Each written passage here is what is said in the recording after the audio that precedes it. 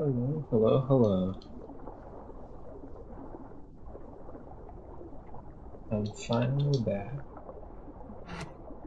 I'm gonna get something else going.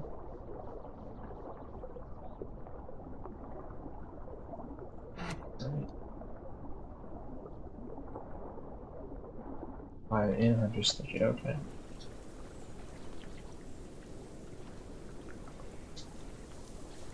Yeah, probably gonna be playing mostly Ophis today because it just got a new model.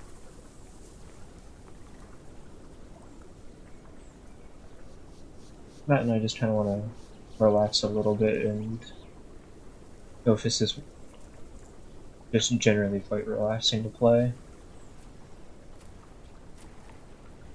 Maybe not that I want to relax, maybe just I want to check it out more.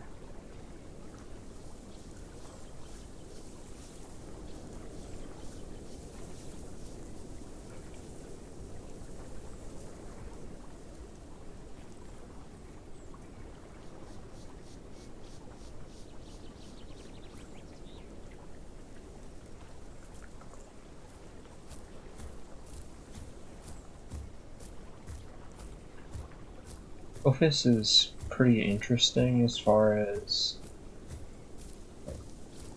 mods go. There aren't too many semi-aquatic mods. I think, is Ophis the only one? I know that there's aquatics, and I know that there's like other stuff, but I think Ophis is the only true semi-aquatic that we got for mods.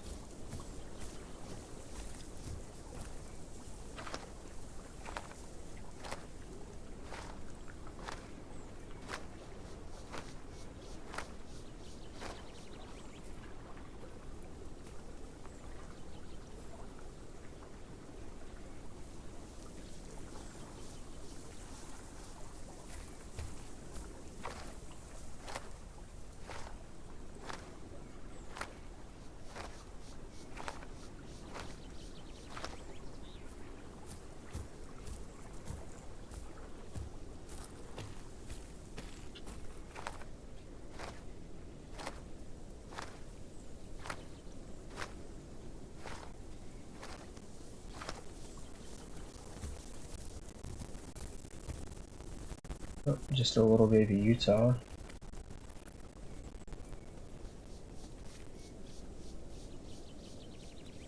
It might look pretty big compared to me, but that's because Ophis is very low to the ground.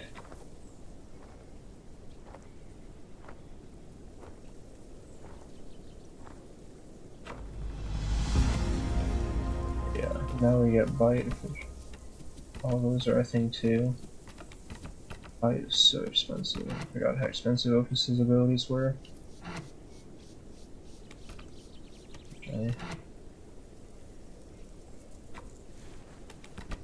Look on speed so that I can move around a little bit easier.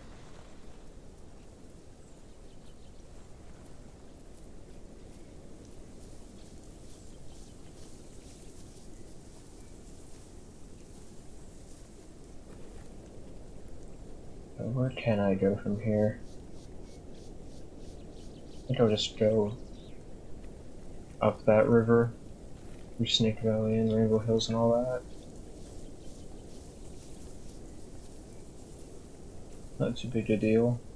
You just do that.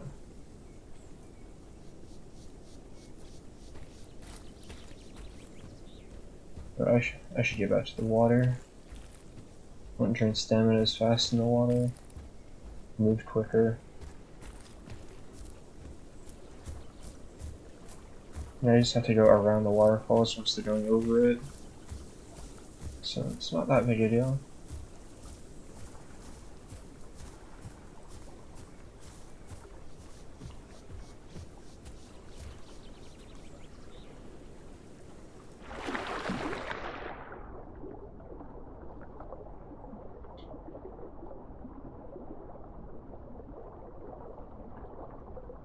Get that into the face.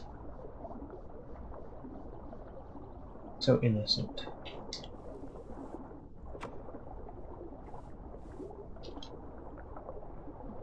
just a baby. I've always compared Ophis to a snake mixed with a crocodile, because it's got the armor and the general body shape of a crocodile, but then it's got the head and the elongated body of a snake, and it's also got venom.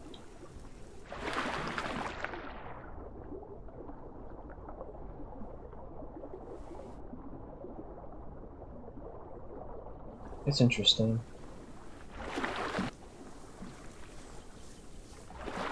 I like Ophis. Especially the fully aquatic build for Ophis. The fully aquatic build on Ophis is quite quick in the water, and turns on a dime too. So even though it's got a super long tail and a super extended hitbox on its body, Ophis can basically tie itself in a knot. Makes it deceptively difficult to land hits on. Then with its speedy turning, it just allows it to move all over the place.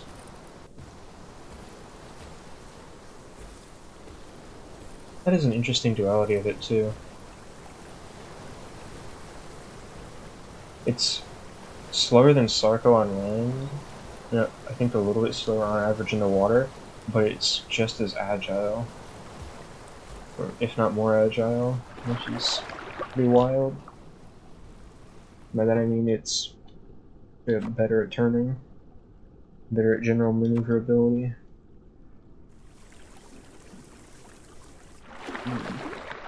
This is a neat little spot right here. So you can cross there if you can jump.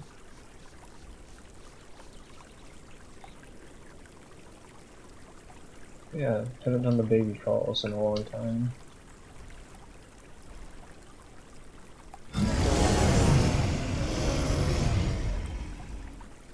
Ooh.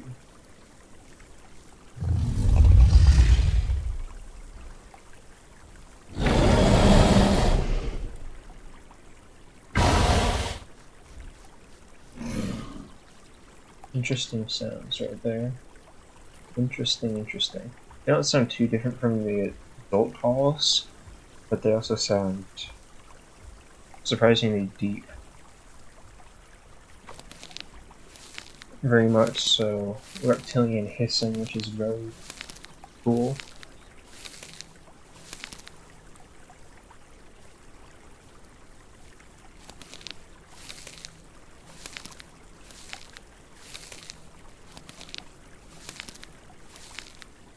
Ophis did just get updated. I think it was last week, but as opposed to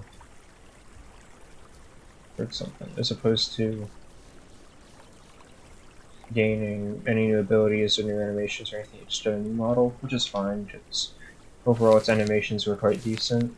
It had just gotten a small animation update before that. And of course its abilities are janky.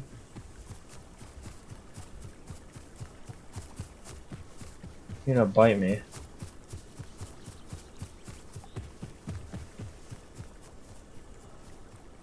Guess not. I was really expecting the Utah to try and bite me.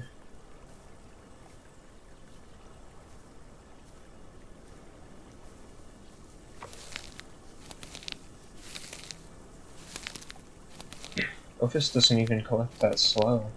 It's pretty neat. I was expecting it to have a slower collection speed than it does, but it's about average, which is cool.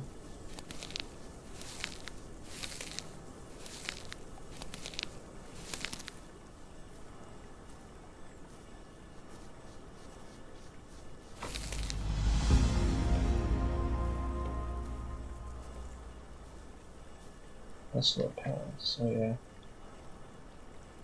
No, I'm getting over toward that. It's 1500, yeah, it's 1500. 900 for that. 800. How much is this skin? 3,500.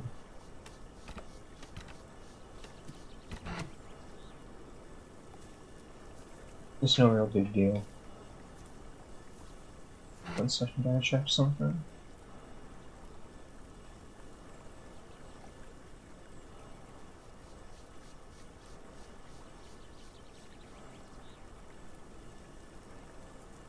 Should be fine now.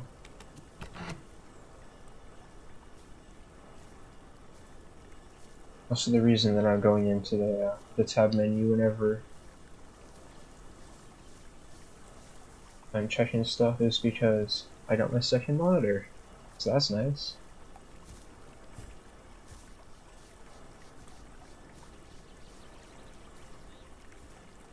And every time that I switch back, I have to either click something or press a button or something like that.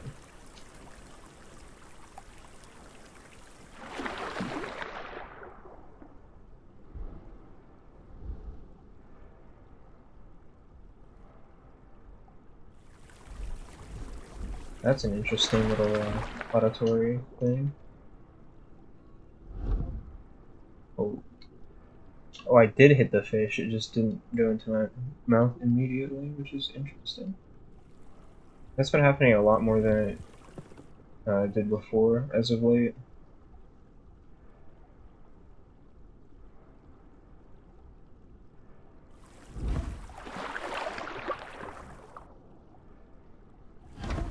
Oh. Did I hit it with my tail there, or did it miss again?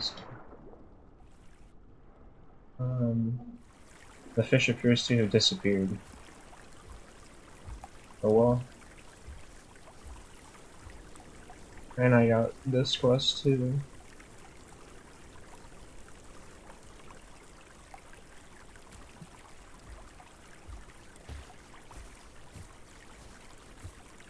Normally I don't run around to slow stuff that has low stamina on land, but looks like you're just speeding it up.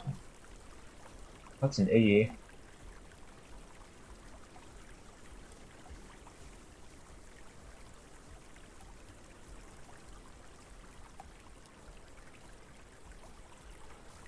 EDs are really dangerous straight up right now. You went from being one of the worst things in the game, because it couldn't outrun anything except Rex and Spino, to being one of the best, because it can run down almost anything. Got a massive stamina buff, and AD also has abilities that help it with water mobility too. Just the other day I chased a Spino into some shallow water and absolutely smashed it. Did a good chunk of damage to it. Look it out, because the Spino trip couldn't turn fast enough to hit me.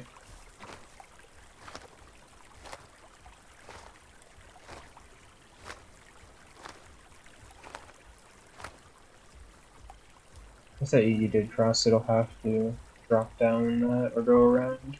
If it drops down, it'll take damage. I don't think it would want to.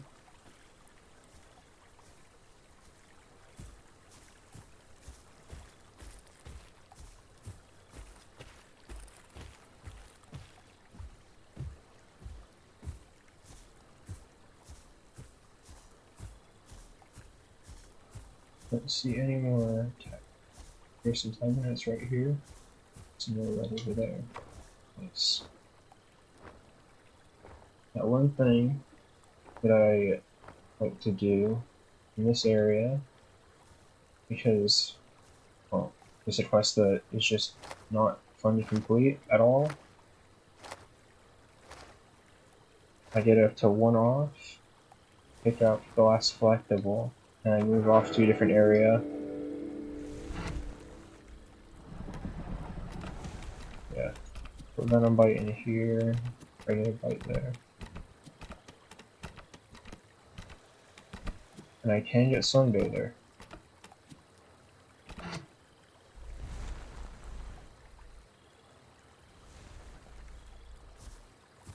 what Sunbather does is it increases your movement speed and stamina when you're on land, but it lowers your armor by 25%.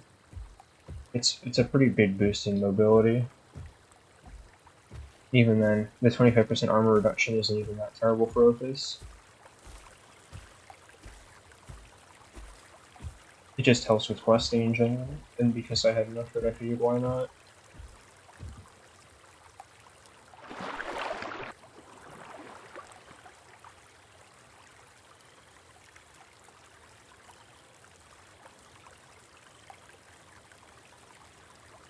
I think the 80 went off into Rainbow Hills. So that's where I'm going, because that's the next closest questing spot.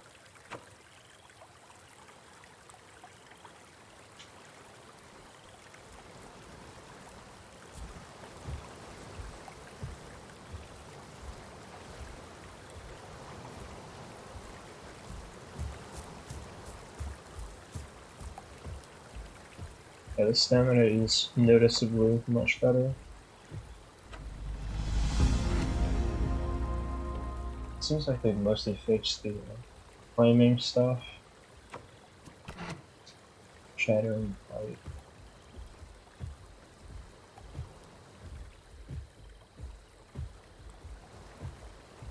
Maybe I won't be in Rainbow Hills because I hear something right here.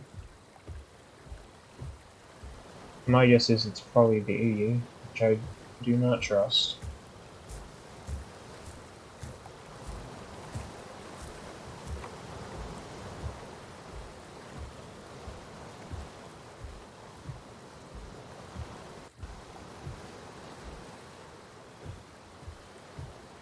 That waterfall is quite loud.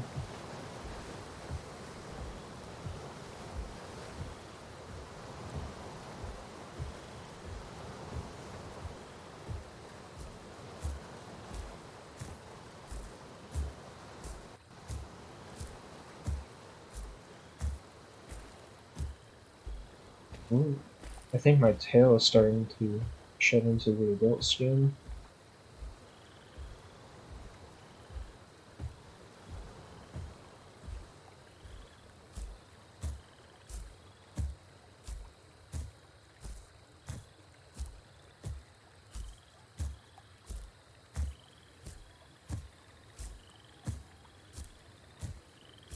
Nine Rainbow Hills.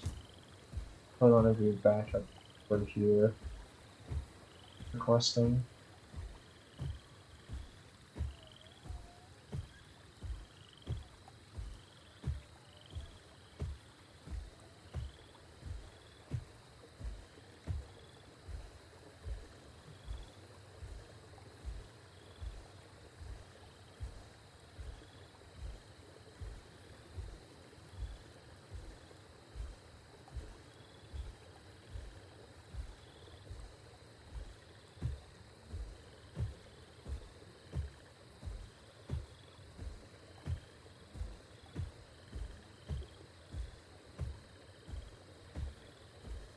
See, that's one of my issues that I have with myself in these games is I'll pick a direction, I'll try and go in that direction, and then I'll somehow end up going off course and end up somewhere else.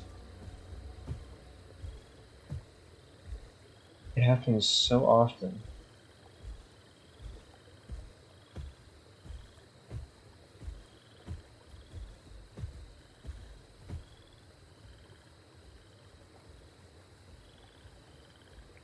Thought that I heard something.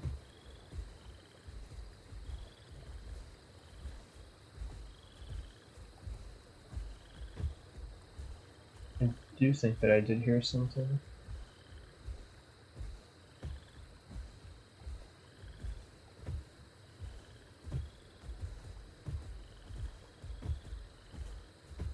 Yep.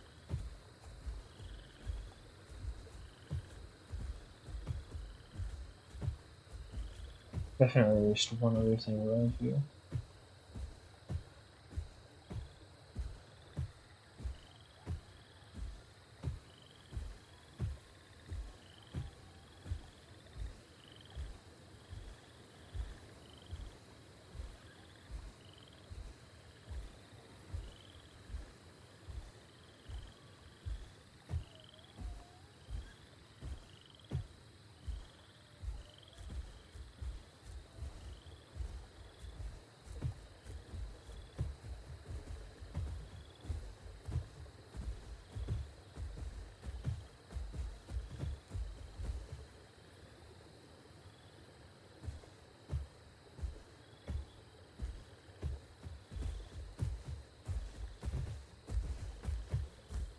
Yeah, it's the 80.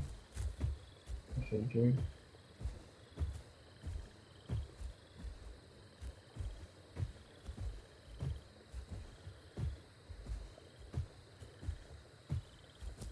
This here got kind of a mini update.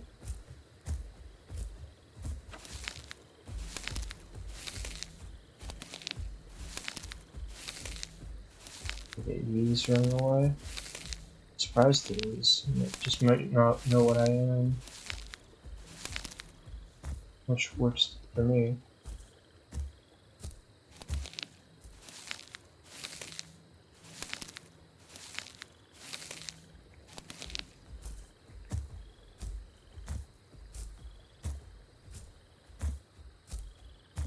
Ophis does kind of sound like a Spino when it moves.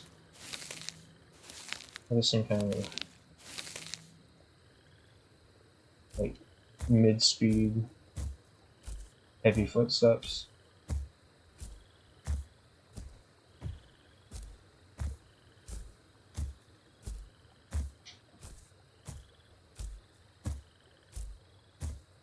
It's very dark.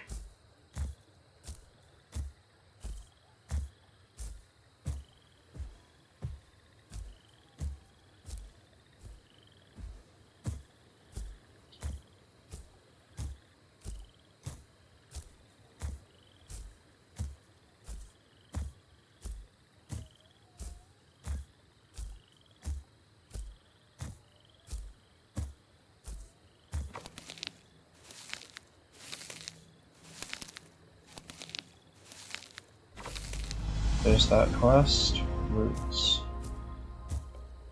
It's like all over the place, aren't they?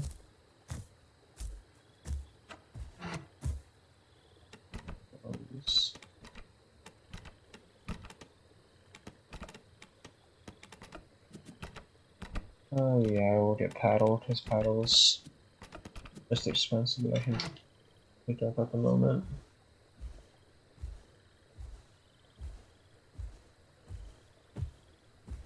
I'm not too worried about skins for Ophis yet. I'm not a huge fan of most of its skins at this point. I liked a lot of them before, but they changed quite a few of them around, and previously my favorite skin for Ophis has been kind of ruined. But the model does look way nicer. So you gotta take your wins and losses where you can.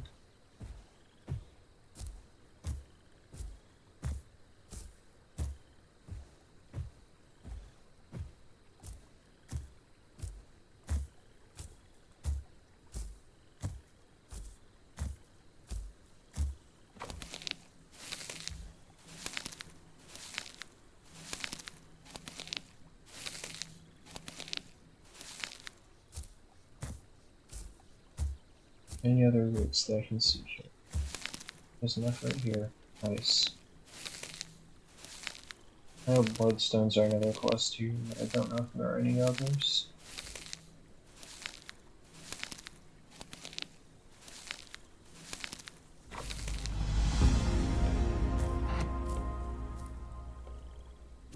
Yeah, not enough.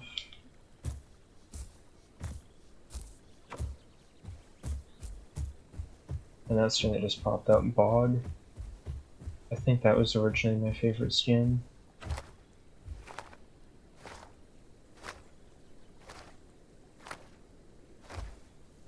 I'll have to look through them.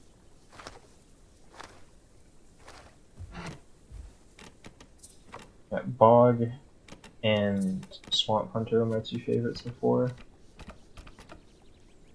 This is the closest looking to the first Swamp Hunter one.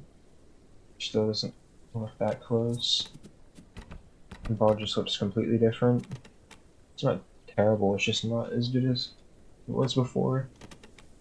And Mud somehow went from being, in my opinion, one of Ophis's worst skins to being one of its better skins. This one looks fine. Charred looks almost the exact same. Leaf side I don't remember how it looked before, but it looks okay now. Kraken. Kraken still looks fine. Cranium is the same, basically. Gravel. I don't remember what gravel looked like, or even if it was a thing before. And Bayou is definitely new.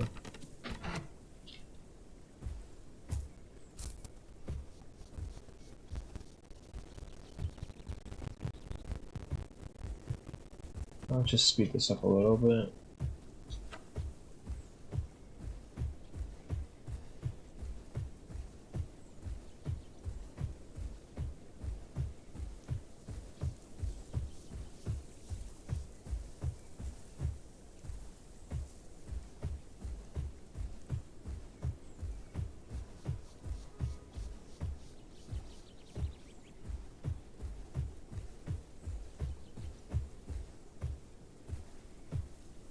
I don't see any more, but it might just be because I'm not looking in the right spot for bloodstones. Okay, definitely some right here, yep.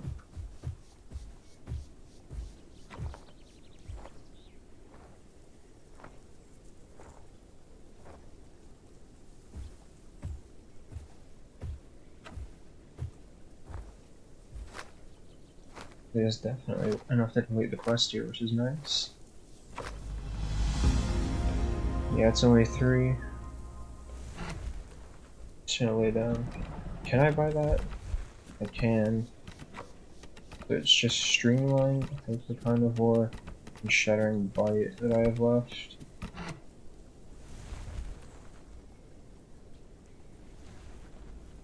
I don't plan on using Shattering Bite, but Shattering Bite is decent. I just have a personal preference to use Normal Bite and Venom Bite.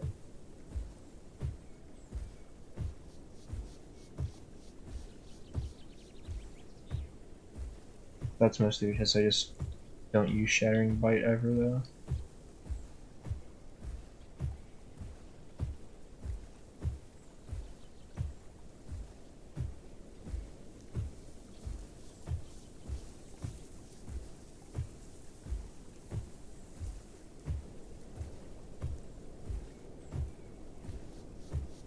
The lens flare, it burns.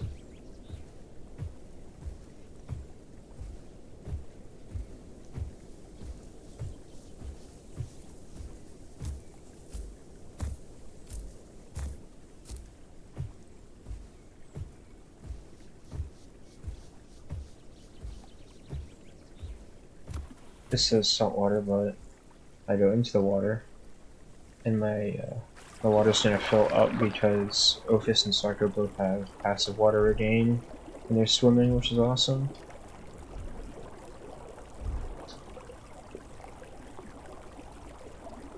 Yeah, I can get up right here. Yep.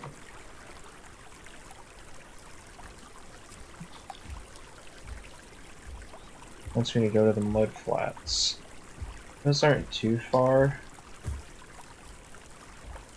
They're just on the other side of this area, so I can circle back through them.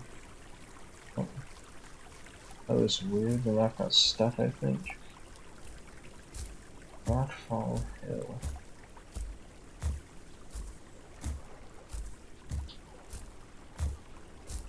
That's a little cave in there. Some small stuff can fit in there.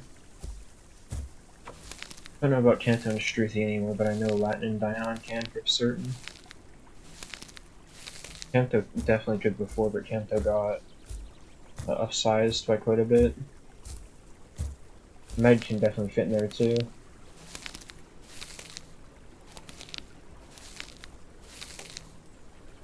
Meg's only real issue for fitting into smaller spaces is that Meg is quite wide-bellied.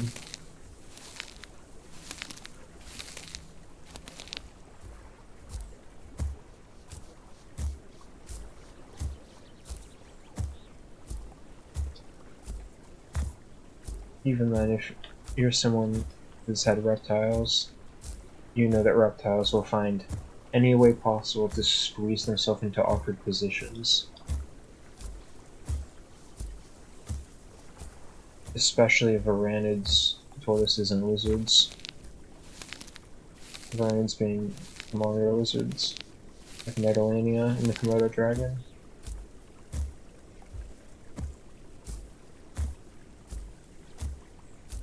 Monitors especially like climbing,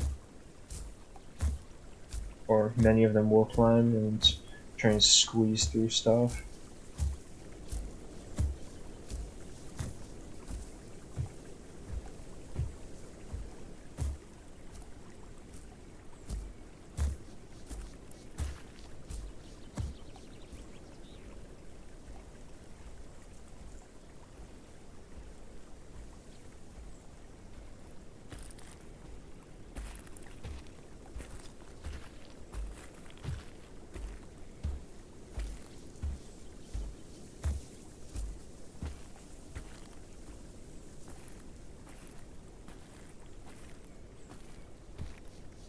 Let's see what quest I get next.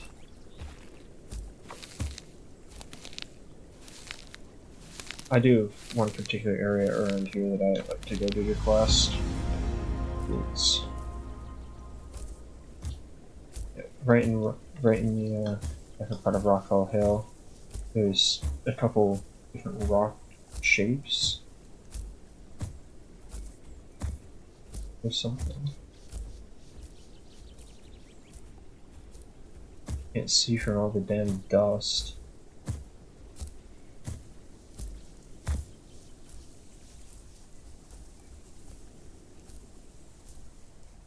How many marks do I got now? 1600.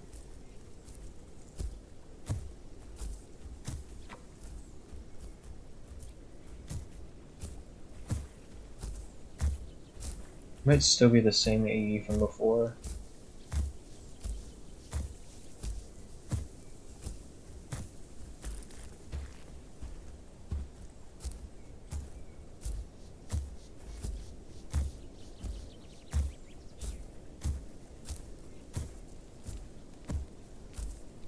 And excuse me if I somehow don't spot whatever this is.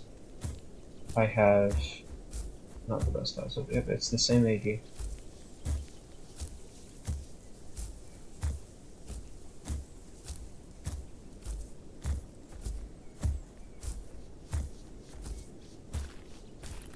They've left me alone up to this point, so I'm feeling a little bit better about just letting them do their thing if they let me do my thing. With just questing.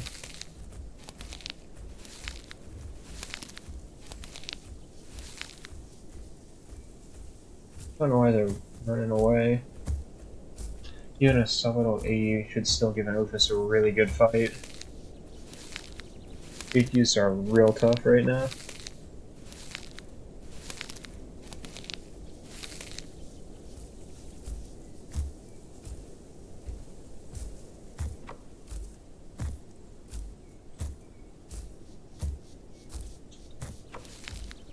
There's all the roots.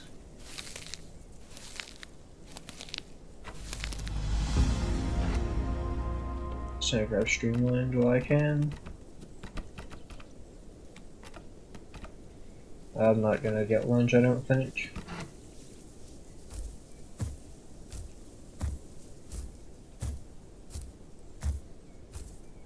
Ophis has a very short range lunge, and it's based off of its original shattering lunge ability that had to be removed because the new aquatic movement broke it.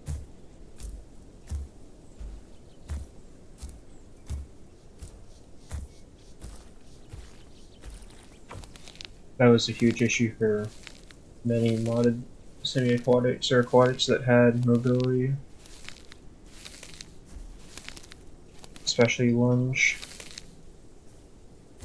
The developers reworked Sarko lunge and reworked the aquatic movement, and suddenly Dinosuchus and Ophis, with their lunges, had to be removed from servers overall after a short period of time, or like a month, because their lunges literally bugged out and would crash your game if you used them.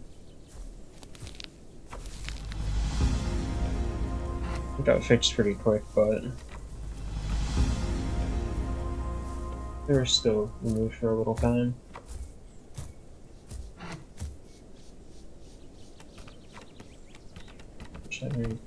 There we go. Now I can look to get skins, because the other stuff really isn't all that insanely useful.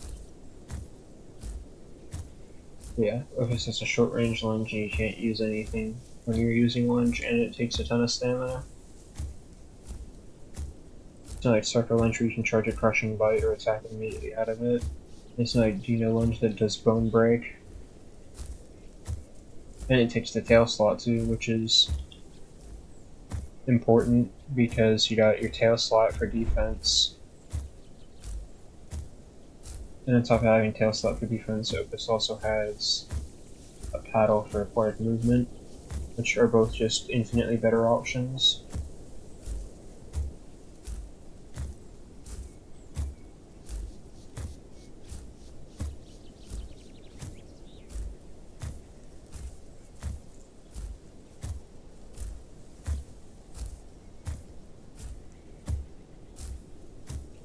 Right, I think that the rock pile is right over here.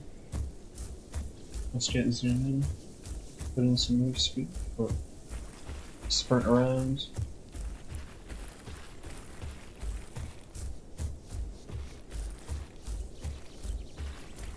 This looks about right.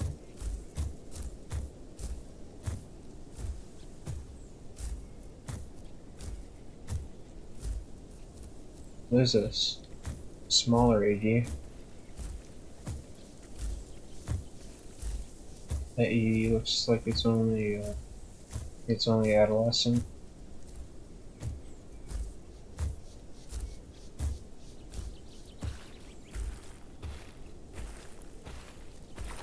They're no longer really a threat to me. They would have been a threat when I just spawned in, but at this point I'm almost sub-adult, and I don't think that there's much an adolescent AD can do. Even to this wonky speed of land build.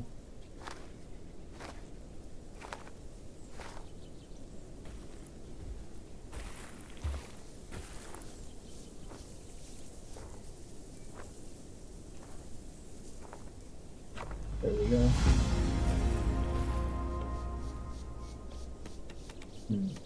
Well, this one used to only be 1,000. It's 3,500 now. Figure out what skin to grab later.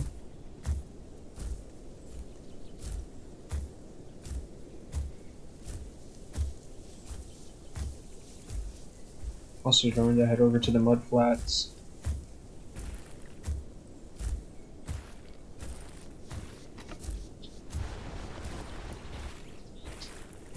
You have to shake the little head wiggle.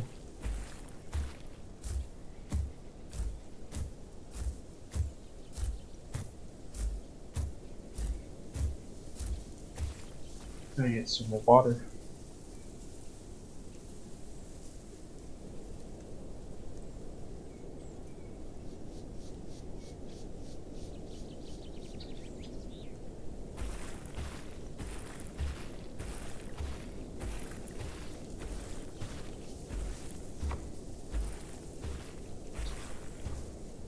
Right, normally I would check what abilities I can unlock at this growth stage, but this apparently unlocks everything by adolescent, which is cool.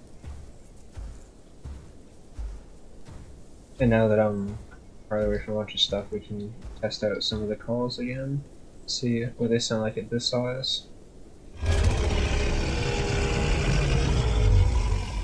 Sounds like the adult.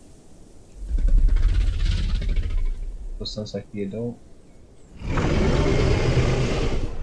Yeah.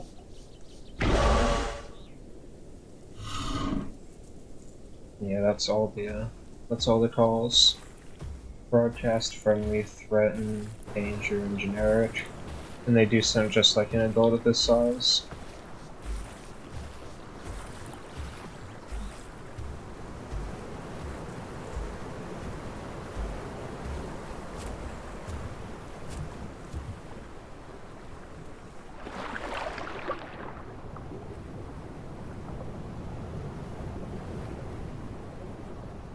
And off this way we go.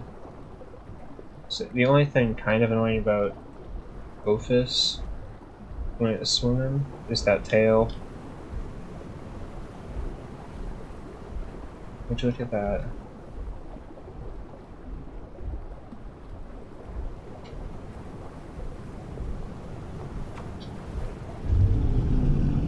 Wonderful. Decided to do that. Could not resist the urge to broadcast while swimming like that.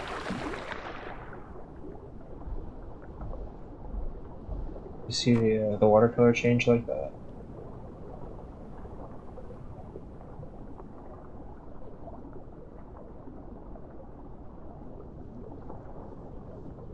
Ophis has a bottom walking animation now. It didn't have that before.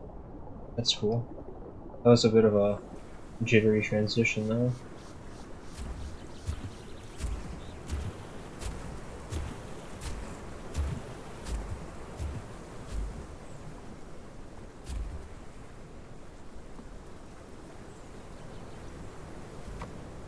Hopefully this quest isn't too tedious right here.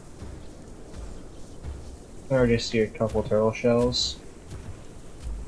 And this is really the big thing that I have to look out for, are the turtle shells. Because the shellfish are generally all over the place. They spawn in larger groups. The turtle shells just spawn in groups of one.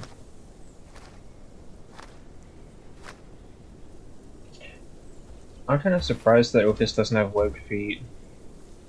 Its back feet are slightly webbed like a crocodile's, but its front feet aren't webbed, which is weird.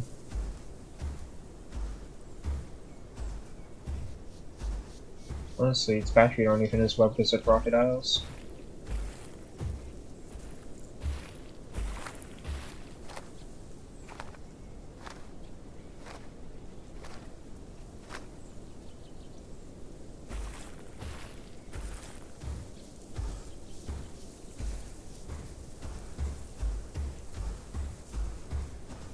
Here we go.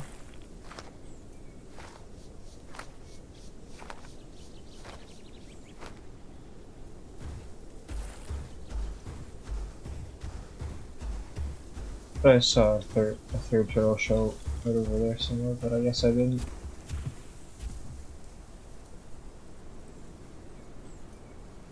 Yeah, I guess I didn't. Oh well. I'm gonna grab the one over here.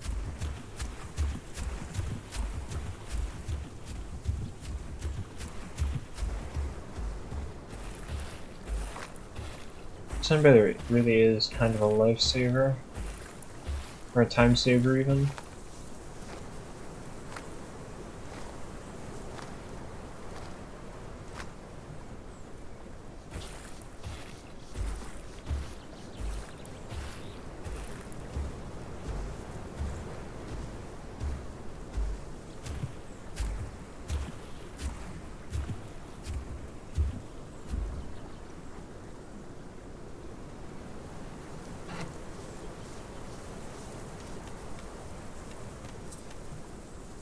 I think this skin was more expensive than it is too.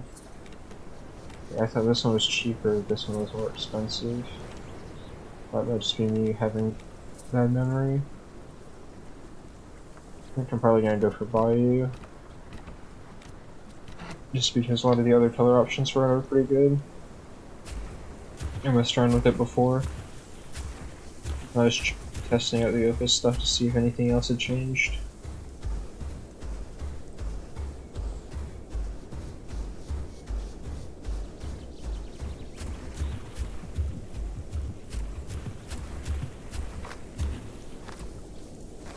We're getting there for these quests. This is the last of the shellfish. So now we just need 2 more turtle shells. I think there's one over there. See one over there.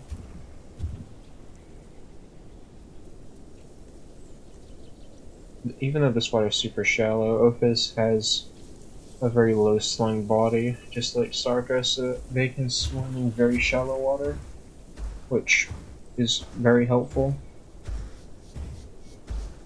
because for semi-aquatics, or even aquatics, you generally want to be either very low slung and have a very vertically compressed body, like Ophis or like crocodiles, so that you're able to hide yourself or even swim in shallower water. Or you want to be tall as a semi-aquatic on occasion, like Dinotyrus or Spinosaurus, so that you can have a vantage point in the water and stand in deeper water. It also depends on body structure. Crocodilians and Ophis here have short legs and a long tail. The tail is obviously their main form of movement, so being squat is more advantageous to them. Whereas Spino, having longer leg, or having a taller body, and being able to stand in deeper water is advantageous.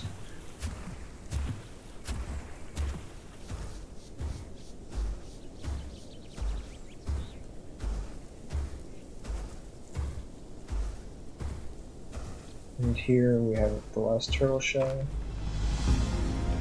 How many marks do I have? Not enough yet for that skin.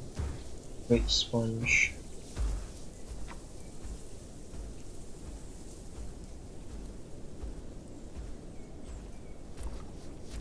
This one shouldn't be too bad. Usually the weight sponge quest is only really difficult if you can't swim.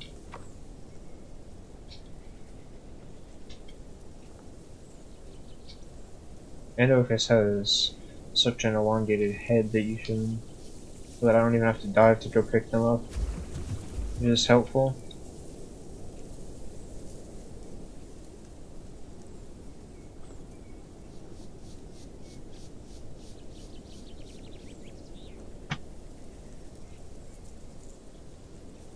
There's not going to be anything over there. That's too close to the savannah, the young grove. There's a turtle shell right here.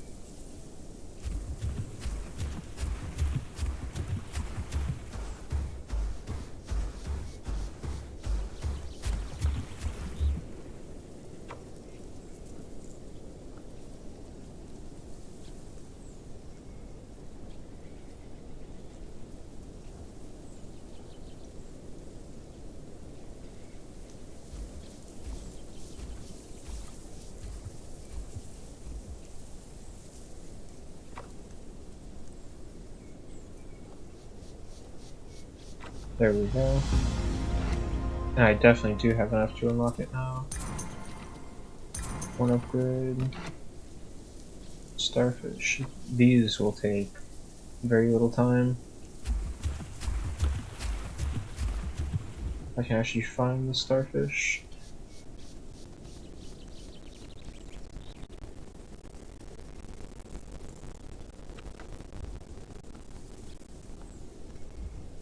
As I was saying, these starfish are not going to be that difficult because they spawn pretty commonly, and they are in groups of 3.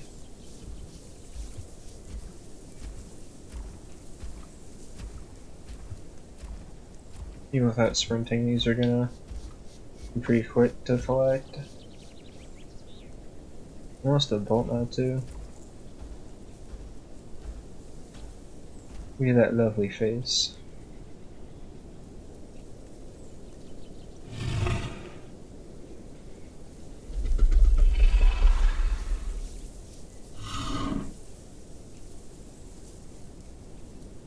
That's really interesting.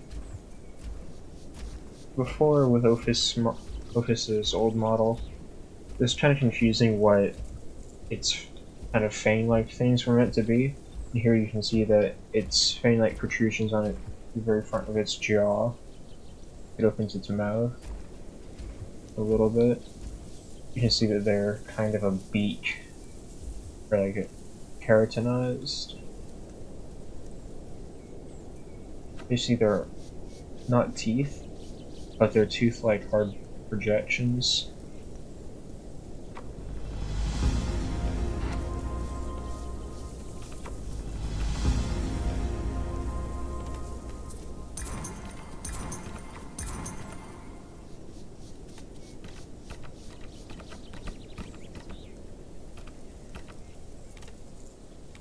Let's try and make a skin.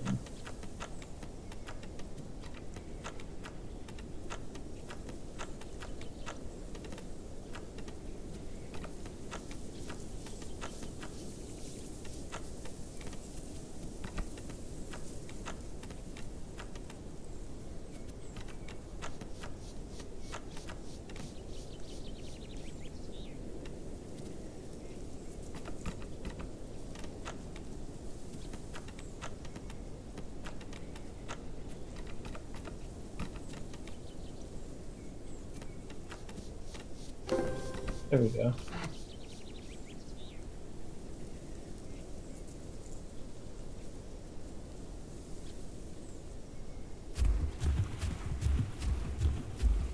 Look at that, speedy.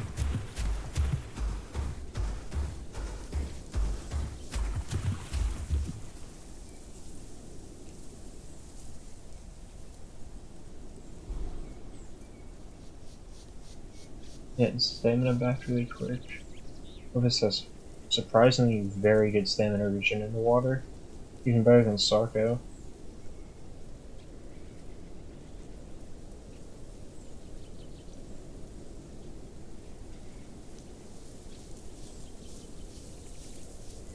Where am I actively going? It wants me to get milk cat mushrooms, okay. You can probably grab them on the way through.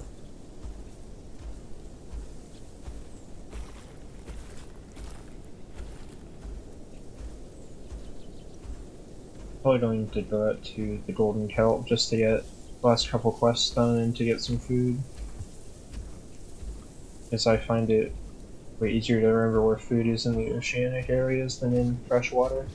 Because freshwater is much more constrained, and much murkier.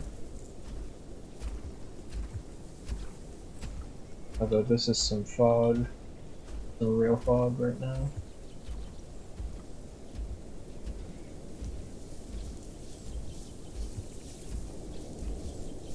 Look at that.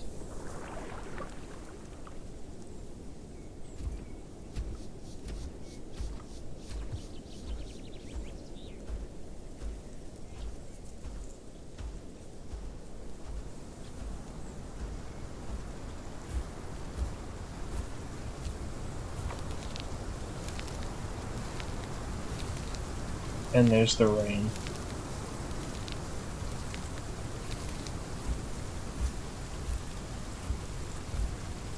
It was basically only a matter of time before it started raining. Well, at least rain's gonna be less obtrusive in the open ocean.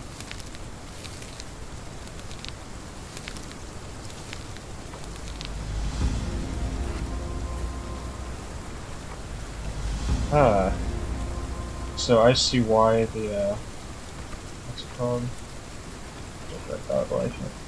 I see why some of the quests don't auto-complete, because if the quest stays in here, it means that you have a home cave decoration for free.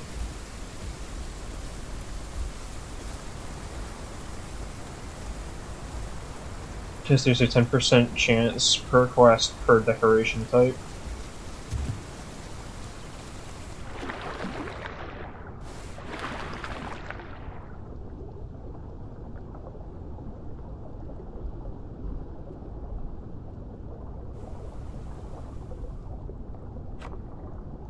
Yeah, hovering along the bottom a little bit definitely keeps the tail from getting in the vision as much.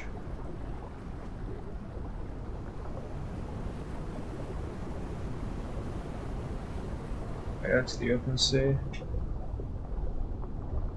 That is one thing that I do think needs a change with Ophis. The camera, because you get a face full of tail. Like, something like that, you get a face full of tail. Because the tail is raised at the end for some reason. It's raised up now, and it's much more vertical than it used to be.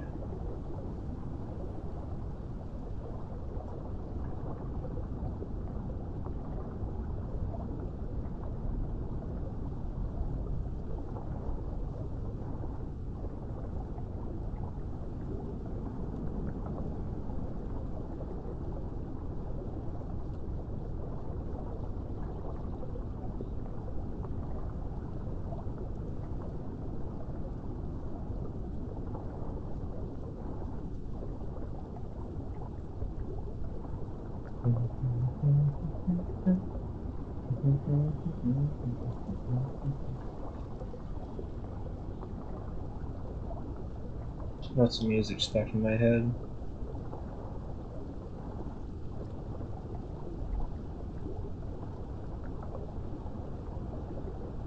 Also, when I was talking about Ophis being able to basically turn itself in a knot. Up a little bit too fast, but like you can kind of see how easy it is to turn right there. And these fish just spawned back in. Come on.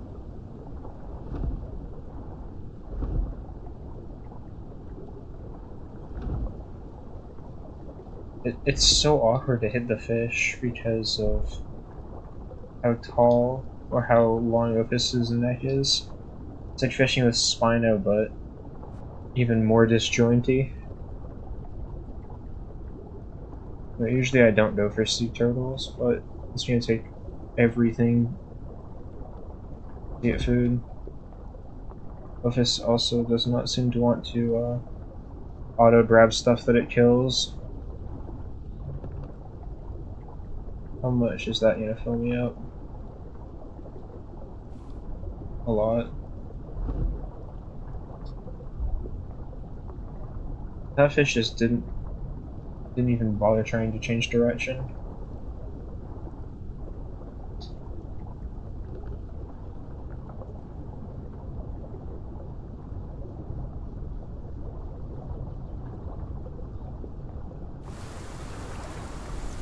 Get some oxygen.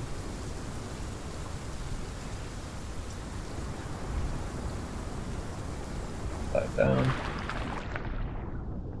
I wonder if one of the subspecies variants for Ophis has a less pronounced tail fluke.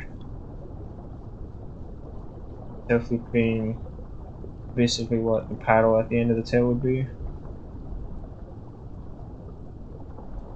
Not quite the exact same as the tail fluke, but close enough. Oh yeah, I can also go fully aquatic while I'm out here to speed stuff up a little bit. So let's do that when I turn this in.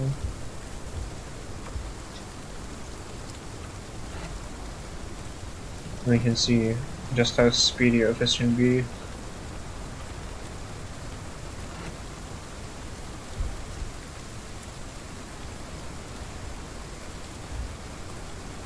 You can tell I'm a lot slower on land. The second I dip into the water.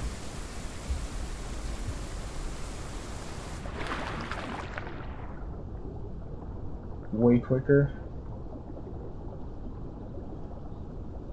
Like a race car, basically.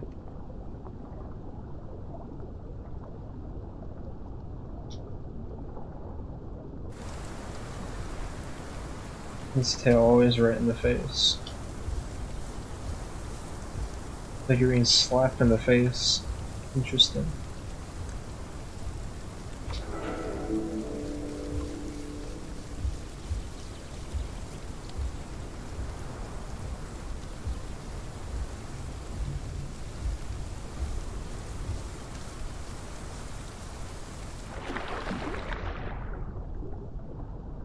Just the diving animation kind of cuts the tail away a little bit.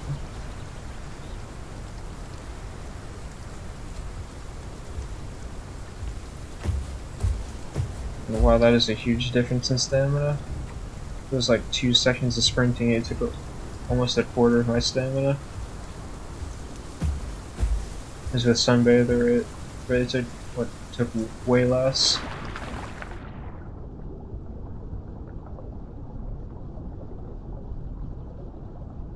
At least I can absolutely rocket myself around in the water.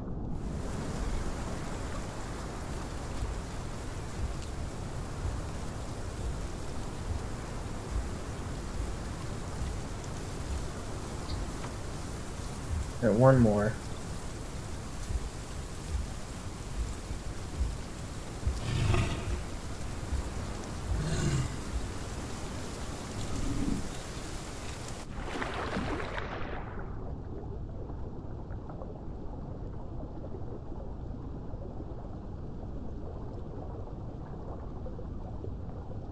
Ah, the tail.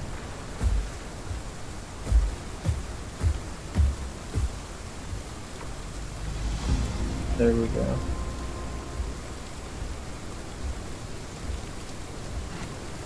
Oh.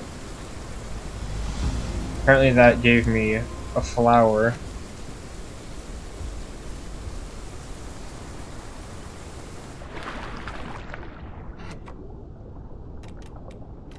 Alright, it's just that, so I might as well unlock that for abilities. And yeah.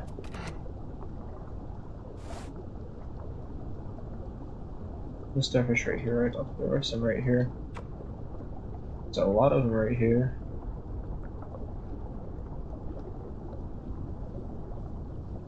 Also, because this server is Primordial Tyrant server, they have Seishi on here. Seishi being a big pliosaur. It'd be like Pliosaurus, Kronosaurus, that kind of stuff.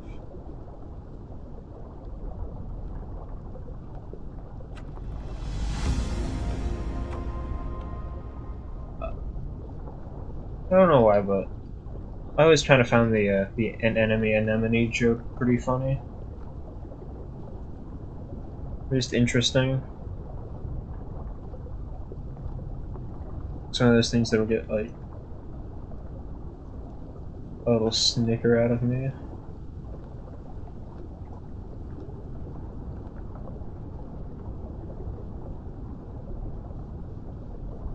I think there should be enough anemones here.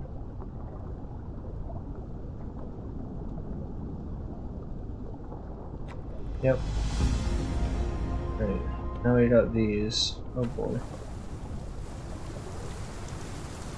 Ooh, rain. It's pretty interesting looking though.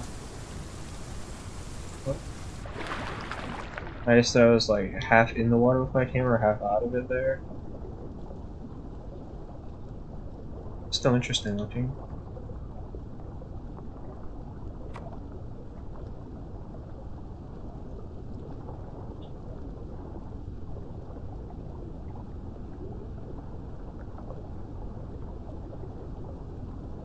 Here's where I do kind of wish that I had lunge as an extra ability instead of just another tail slot, because I would like to use paddle and lunge so I can zoom around.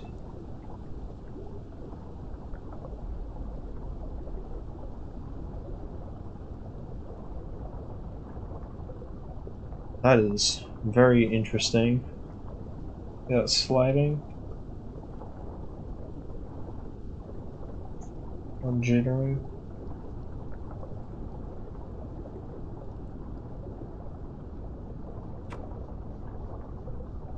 That jittering is basically just from this mod very recently being updated with a new model, and the mod not before that not having like a bottom walking animation, which Sarko has, and I know Nasukas also has one from a different mod developer. The turtle shells.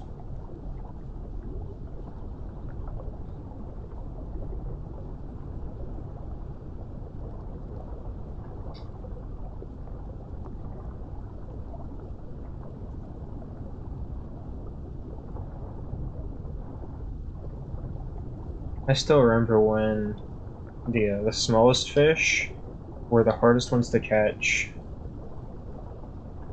and the Arapaima was the only large fish. A baby Spino, like a baby double defense Spino could catch an Arapaima in the water, but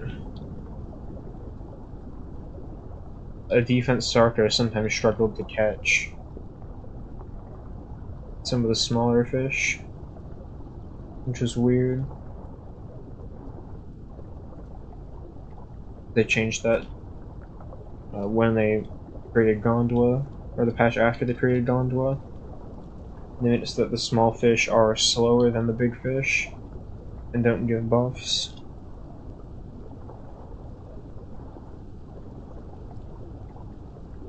The small fish are just for food.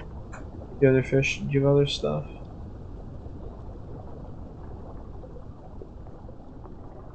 Just looking for one more turtle shell.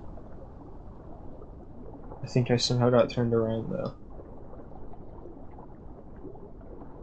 Which doesn't surprise me all that much.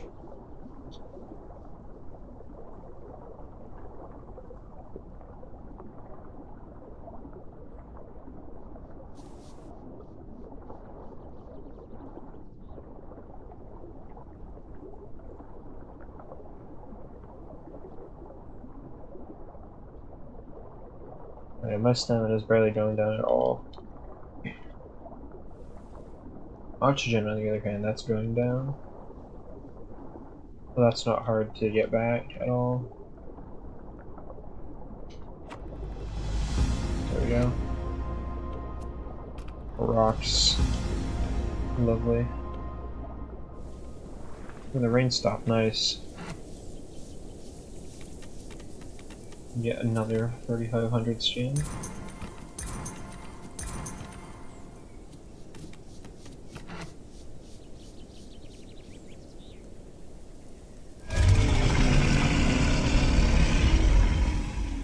Lovely. This is right near Savannah grassland. Put my land stuff back on. Now get over here. Show off the glory that is this spin.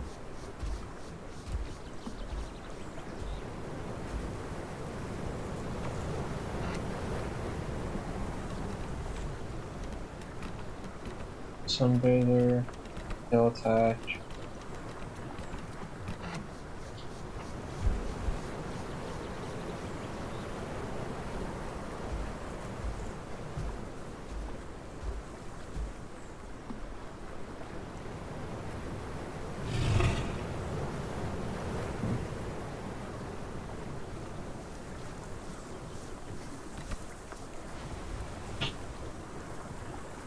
Wish I had the mouth open for longer without broadcasting, but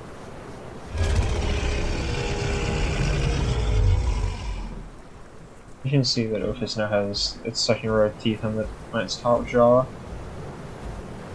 And then of course it has tusks and fangs. Like all up here. This right here is just part of a beak, basically, those two. This is a tusk and that's a fang. Or they could both be considered tusks or fangs interchangeably, I think. Actually, so they are both tusks because fangs are hollow.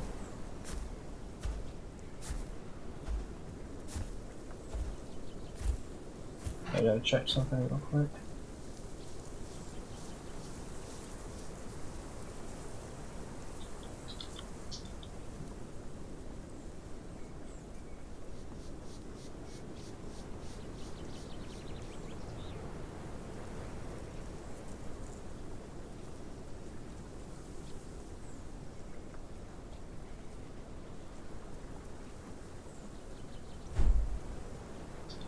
There we go.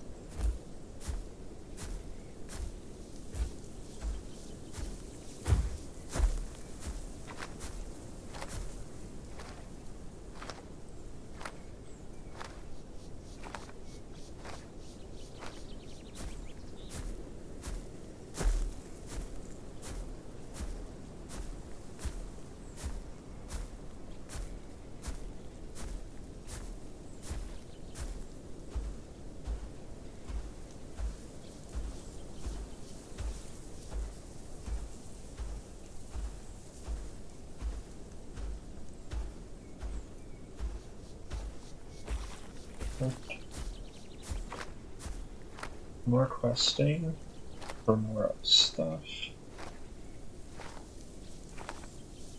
I gotta remember after I get The next gen I need 1500 marks in total for.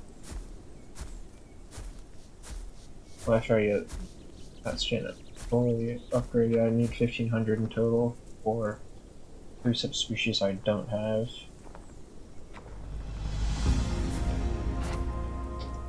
Subjects.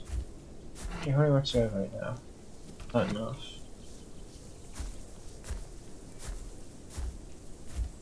I'm on the complete opposite side from where I thought I was.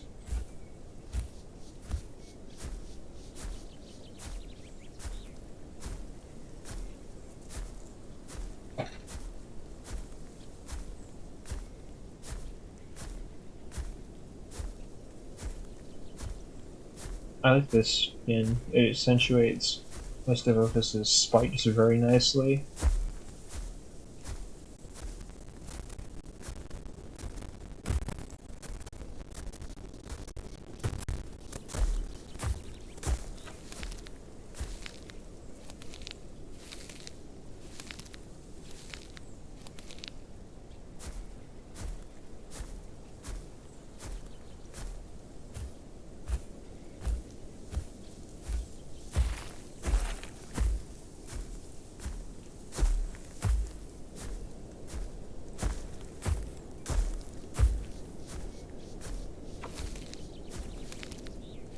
And it feels weird.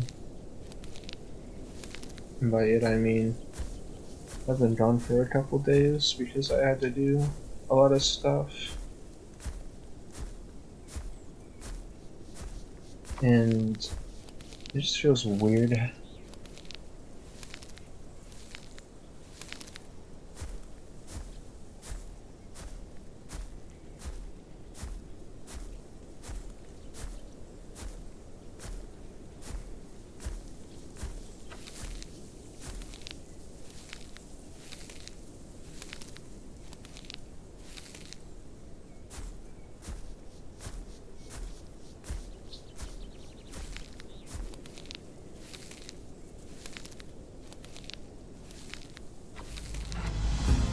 Aha. What's it? I like how these all have little things right here. Infestation. This pest control.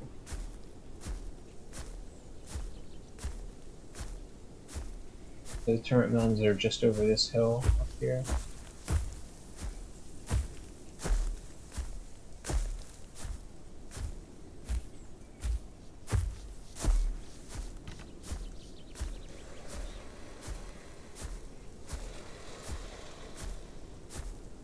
Yeah, this gen, I really like this gen. It makes the spikes look just so much more prominent, which is very cool. Reminds me of almost a sunflower. And then that light kind of yellowy green is like pollen color.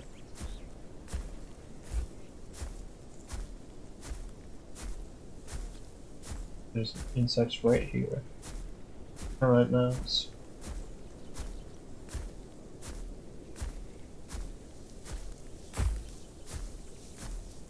Wait a second. I can upgrade this.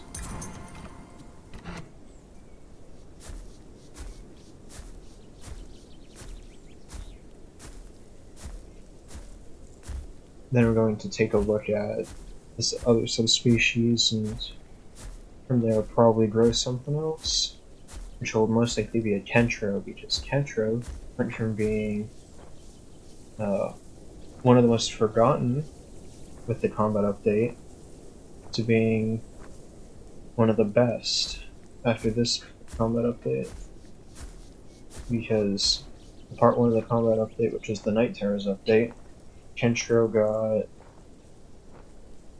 almost nothing. Actually, Kentro should have lost out a lot. It didn't have well, it lost out on its free armor privilege because basically everything can get free armor now, with tough scoots being put in for everything. Kentro's speed boost hide is just trying to do the thing. Yeah. What else? Kentro also. Brain is failing me so bad. Kentro. What else? Oh yeah, Kentro used to have Death Rattle on its own separate ability, which is its voice ability. You could activate Death Rattle from there to get an attack boost. The Death Rattle got changed to a tail ability, which means you have to choose between your normal tail attack, your charge tail attack, Death Rattle, and Balance Tail for a turn radius boost. Along with that, Kentro also lost its jump ability, which it's supposed to get back at some point, but as of right now, it's disabled. And then with this second part of the update, Kentro got what's it called? Kentro got a speed boost for its sprint, a speed boost for its trot, a new trot animation, and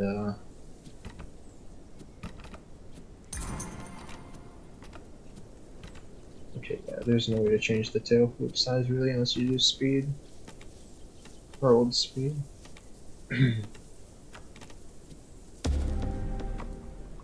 Yeah, Kentro. This is Kentro's new trot kinda.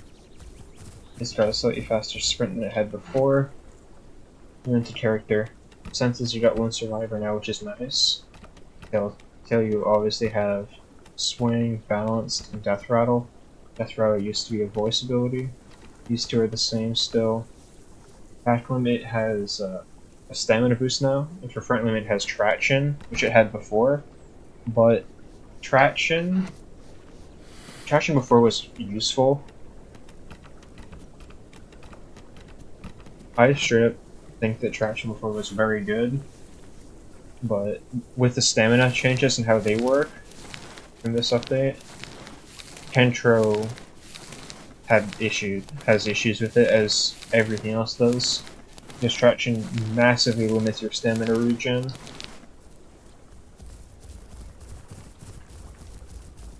By spinning Rockfall Hill. Okay. Yeah. I can show you the cave off now. It's definitely very dark in here, but a little cave system.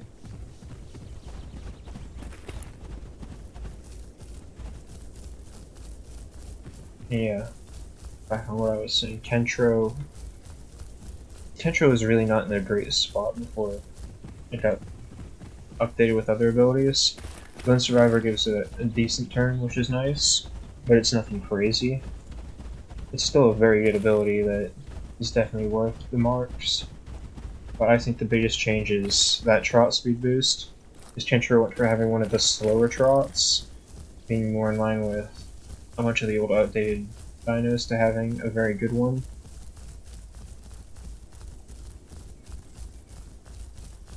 And of course, they changed Kentro around for how its passive damage works.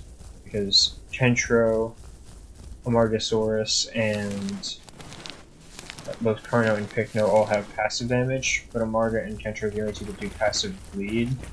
Kentro's passive used to deal a whole lot less bleed and deal a whole lot more raw damage, but it was only something like 35 raw damage base, which was really nothing crazy. And of course they increased how much bleed it does, but decreased the raw damage to 1.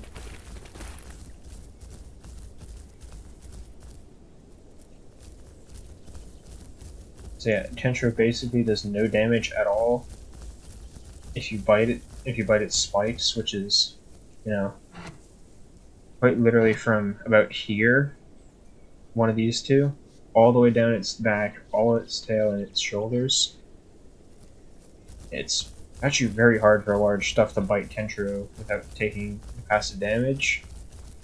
And Kentro, I don't know if it's unique to Kentro, but Kentro appears to have a special passive on these two spikes here. From about this little part of its tail to the end. If something bites that part of your tail, you take very, very, very reduced damage, and they take, of course, the counter bleed damage. It's a huge buff for Kentro, especially with how bleed works now, because they reworked bleed, they reworked bone break, and they reworked venom to all be more consistent. Basically, it helps smaller stuff deal with bigger stuff a little bit better. And Kentro is a menace with its bleed now.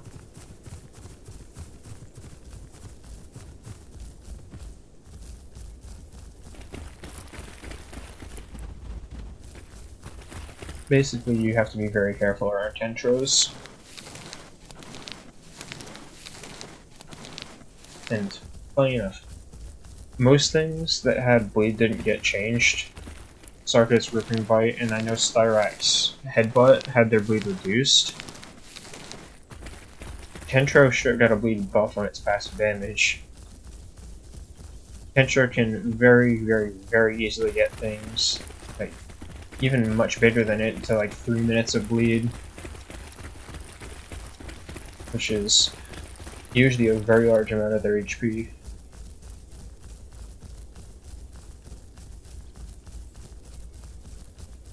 I still believe Kentro's only real weakness is that it has, what's it called, is that it has pretty low health and pretty low overall resilience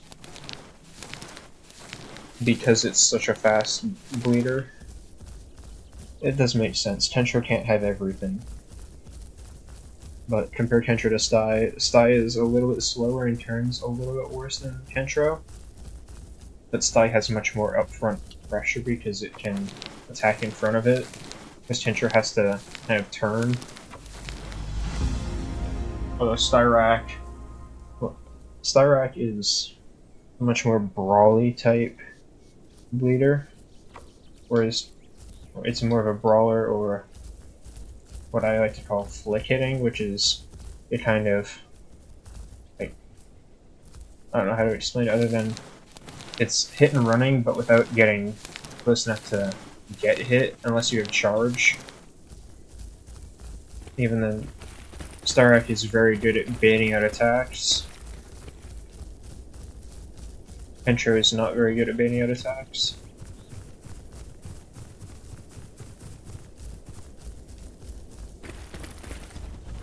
Well, not in the same way. Styrac is much better at baiting an attack, and it's kind of feinting would be the right word. Where you kind of jab at them, force them to try and hit you, avoid their hit, and then hit them for it. And with blockade, Styrac is very good at baiting. Whereas Kentro is more of a bait them into biting your tail tip and smack them in the face at the same time kind of thing.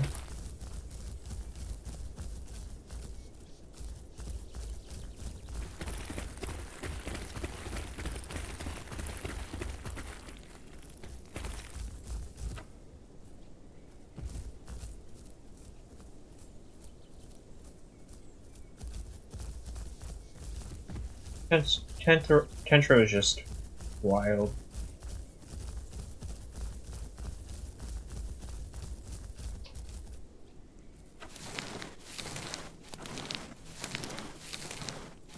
And usually I don't like comparing massively different playables in these type of games to each other, but even though Kentro and Styrac are very different visually and very different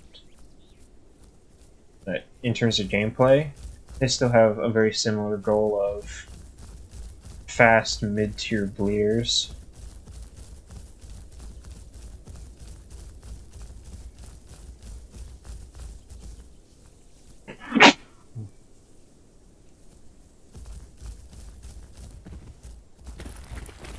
Yeah. Kentro, for me, I've always loved playing Kentro. It had been fun for a very, very, very long time. Up until the Night Terrors update, basically, where it went from being one of my most played to one of my least played. Or not one of my least played, but I barely played it at all during the Night Terrors update, and then when it got its ability updates that came around in the second full swing of things, I'm immediately back playing it again a ton.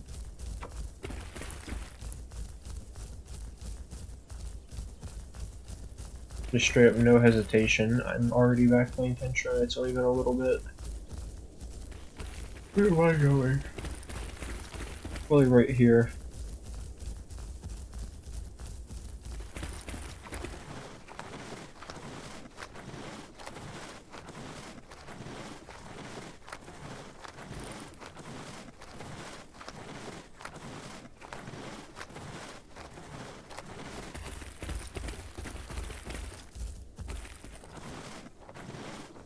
I kinda wish that I could do much more involved voices than I can right now. Because I have this voice that I can do. I've got this voice that I can do. And I need a second to try and get the other voice going. I can kind of can also voices with this rhythm. But I'm not super well versed in, voice stuff. Oh yeah, we get this skin as well. This is the Kentra skin that I like the most.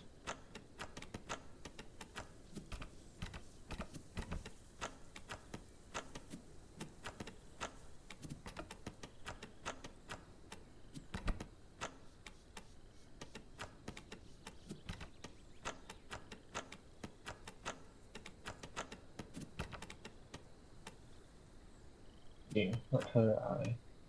So we need the terrifying yellow eye.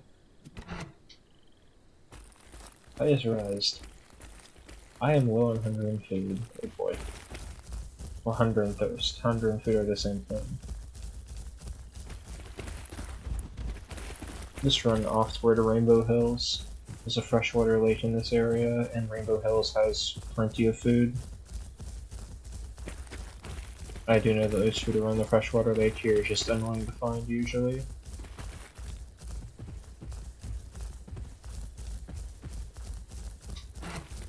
Wait, how many do I? I'm 50 below getting either of those abilities that I really want to unlock, which are Learn Survivor and Charge Tail Attack. I just usually run Charge Tail Attack on Kentra because I think it makes the most sense. That's what I'm used to.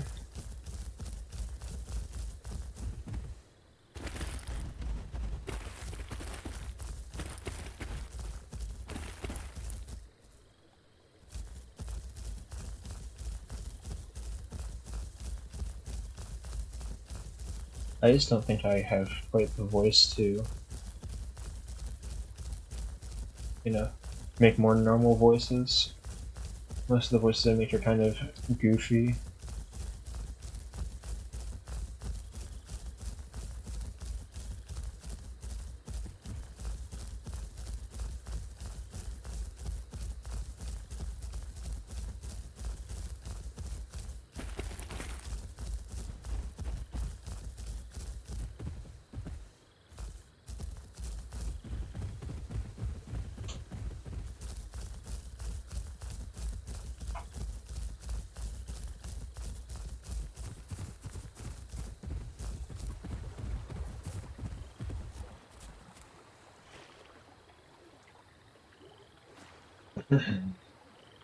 Gotta get some water. Remember, it's always good to stretch or get water or anything like that.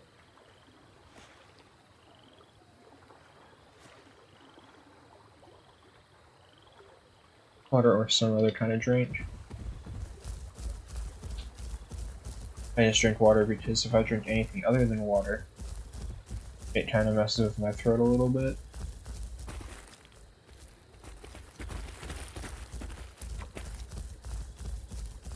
Well, that, and if I drink, well, I can really chug like a huge bottle of Gatorade, but I'll do that, and then I'll be terribly, terribly parched in like half an hour.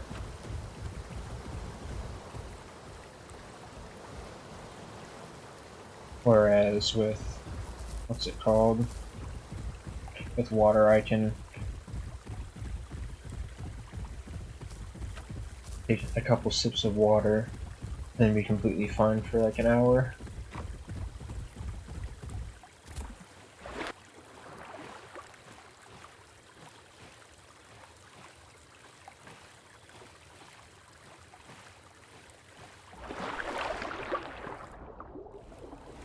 That reminds me.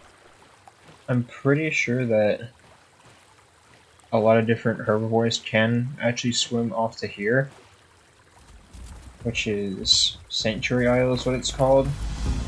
There's a bunch of food and stuff there, but there's no water. However, I know that, what's it called? Sorry. I'm just gonna change my subspecies to speed.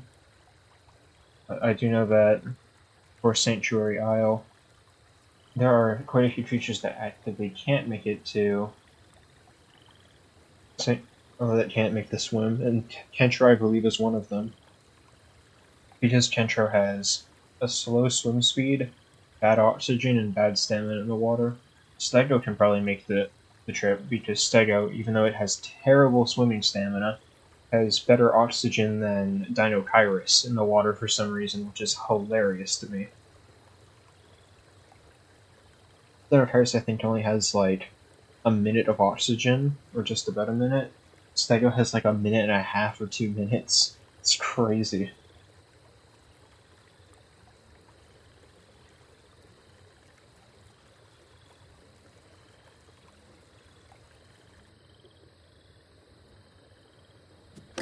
And yeah, this is defense, and this is speed, which is what I'm going to switch it to.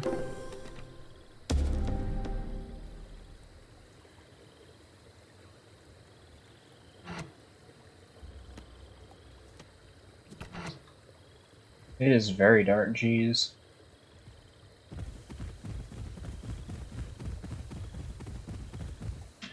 Oh. Yeah, that's a pretty big speed boost right there. That's noticeably faster. That's just from balance to speed. Jeez. Look how my goodness. I think the quest area might have bugged though. Yeah, it did. So I gotta relog. Should just be able to quick log.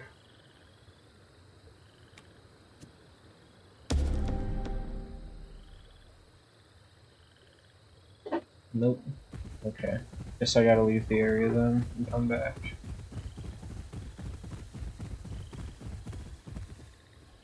I do need food here though. There should be food right up on this mountain. This little hill.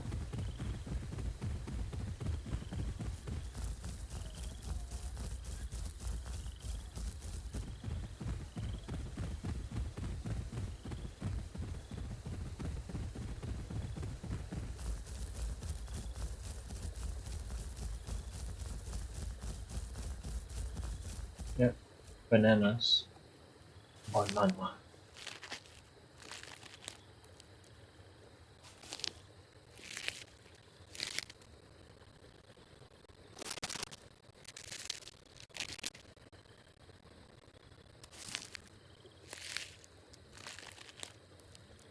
Kentro is just a menace.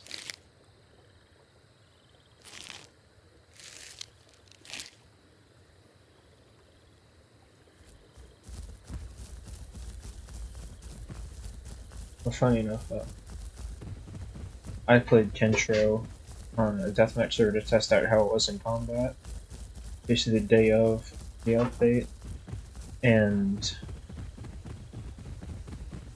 I remember I was absolutely like thriving.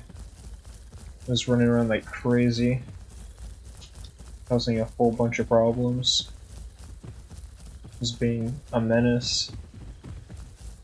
And of all the things to take me down, it wasn't the two Noviana I was fucking another type of Drake that Primordial Tyrants made. It wasn't the what's it called? It wasn't like the Rexes or the Karnas or the Gigas or anything that I'd been kind of messing with. It was a damn Metri, because Metri and Mega both have Venom, and Venom got reworked. But Venom drains stamina much more consistently now, and it drains it much faster. The Metri landed like 3 charge bites on my tail, and I had 3 minutes of bleed. Not bleed, 3 minutes of Venom on me. So my stamina was draining very fast. It was draining like faster than that. So I ran out of stamina in like 10 seconds from half stamina, and I was like, oh, guess I'll just perish then.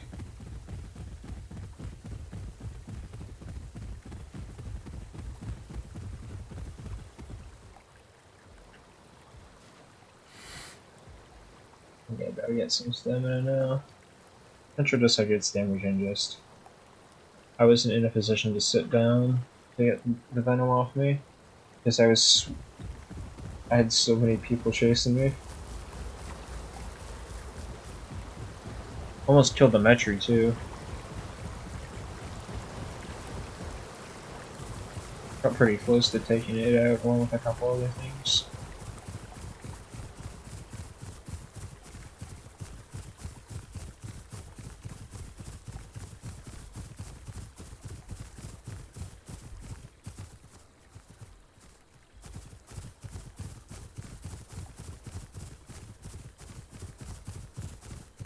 Yeah, back on Iguanodon.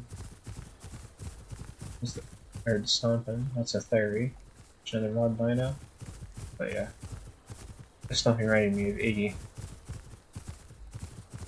Iggy. Iggy is kind of one of the weirdest historical dinosaurs in this game, because when it was released, Iggy was a monster. It was very strong at doing what it did, which was just bullying basically everything. Because there weren't really apexes back then aside from Spino. And even still, Iggy could take out EO for a time with bleed.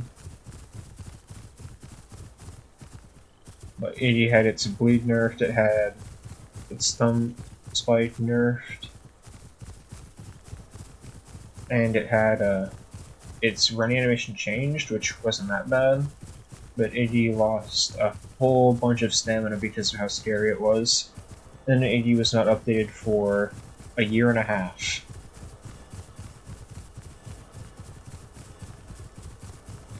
And you know what happens if something's like basically gutted.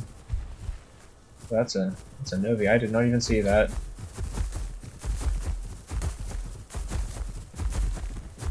Too bad. Come on, chase me. Do it. You missed.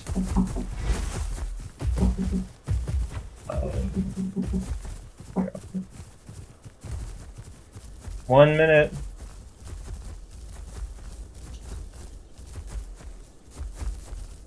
Horrible timing as always. Horrible, horrible timing.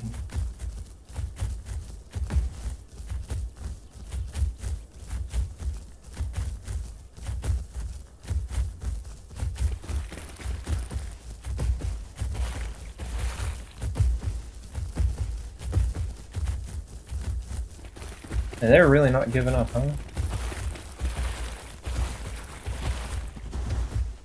This is something fine. You missed. You missed again.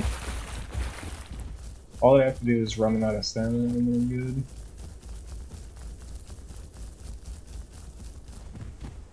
Of course, I gotta find a spot to actively hide. A little cave. Because I am being summoned by my family for something, so I gotta go do that. I will be back momentarily.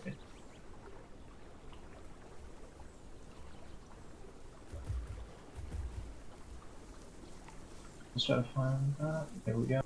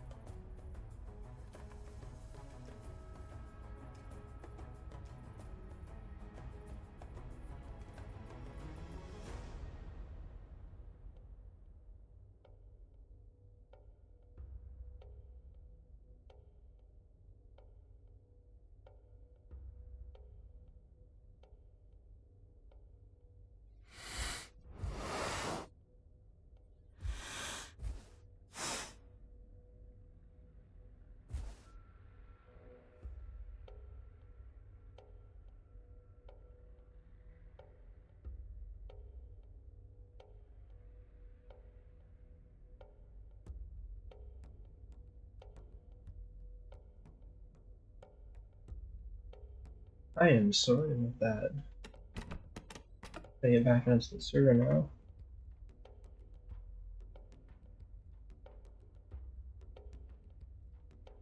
That's fine. Too.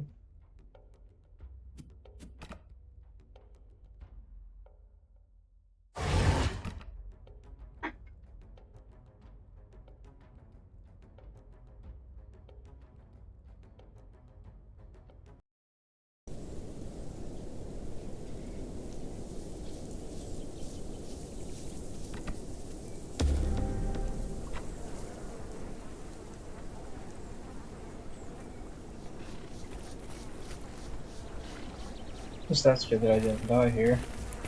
Or maybe Argent did though.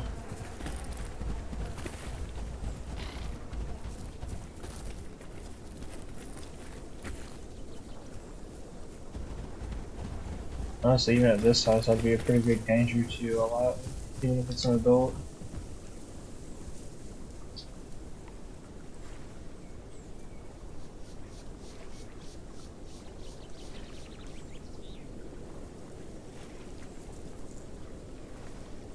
Little baby though.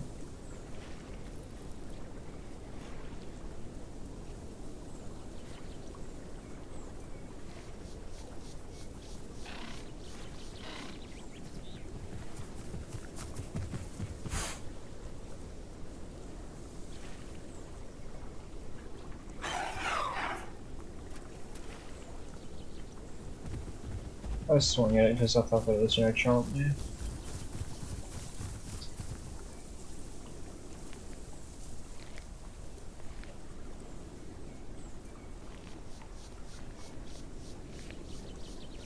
That just tends to be how I play these games.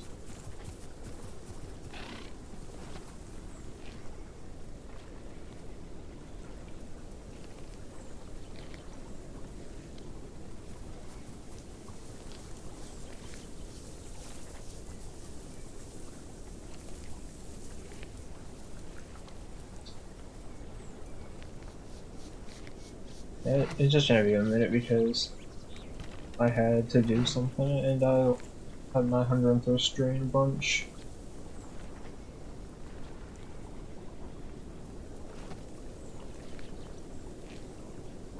So it had something very important to pop up. I was like, oh, okay.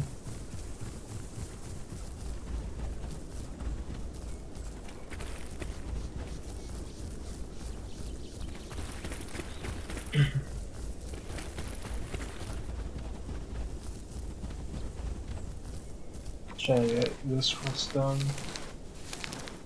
Chuck-tooth marshmallow. That's not too far from here.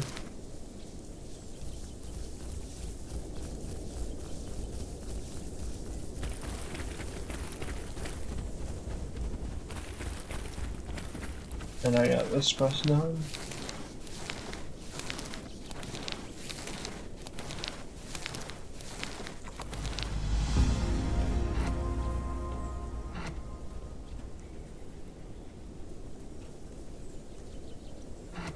Alright.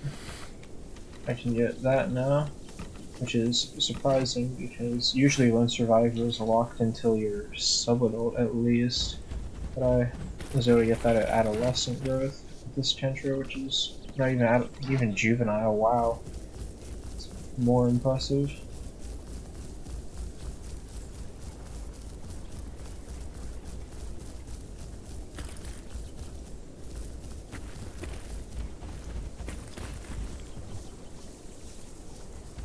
Yeah, I was gonna try and sneak by there, but as I was kind of part way through thinking about sneaking by up there, I remembered there's one particular spot on that little rock bridge that you can very easily get kind of stuck in.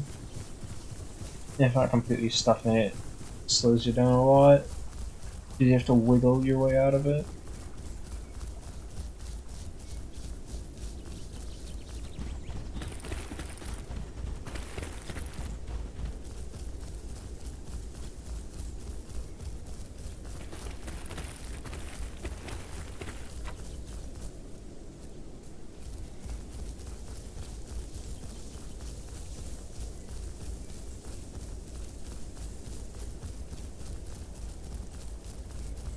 Since I'm already over here, I'm just gonna cut through hot springs. Doesn't recommend me towards Sharptooth Marsh.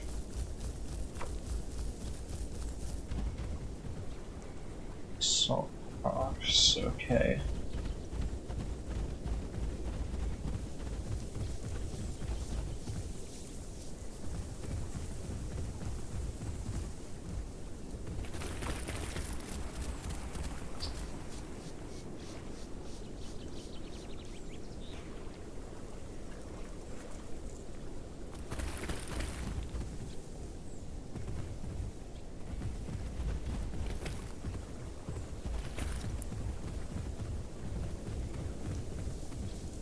Okay, server. That was a bunch of server lag. Cause I got full on rubber banded back. Little baby Soretta.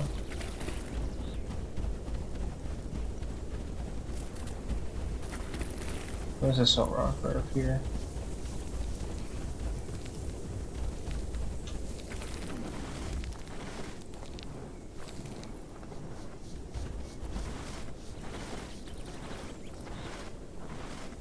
Another baby Alioramus. The lighting is trying to tweak it out, which I'm not that surprised by.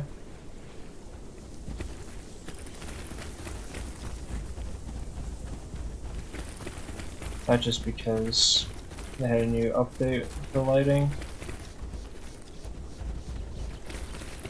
And the old lighting is still a thing in some places.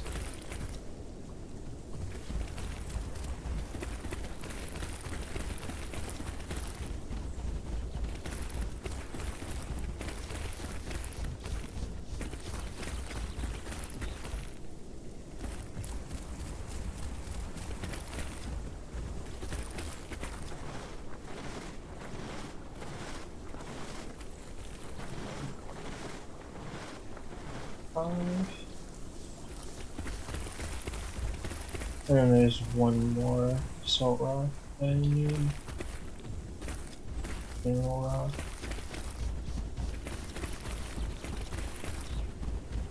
This one, there was one like right here somewhere.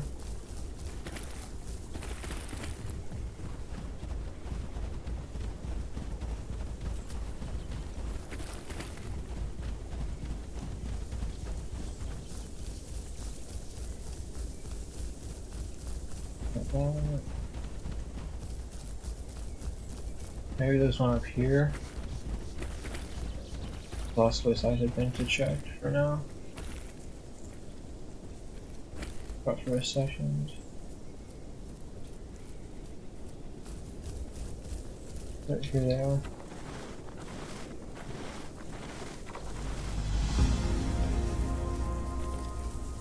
Mr. Ross for Sharptooth Marsh then.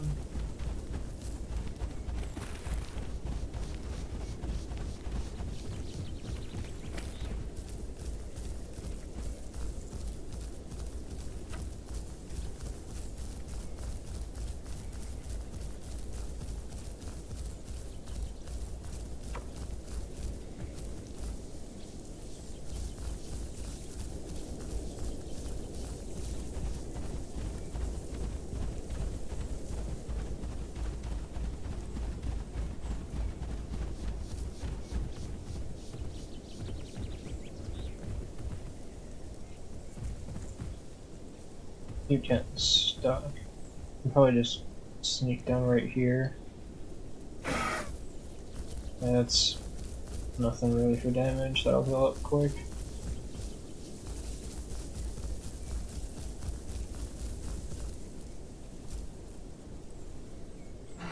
Some stamina, oh, I have enough for a tail swing now, nice.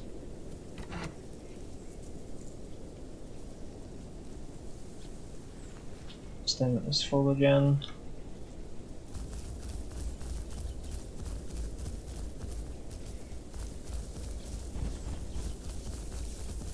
It's a baby dialogue.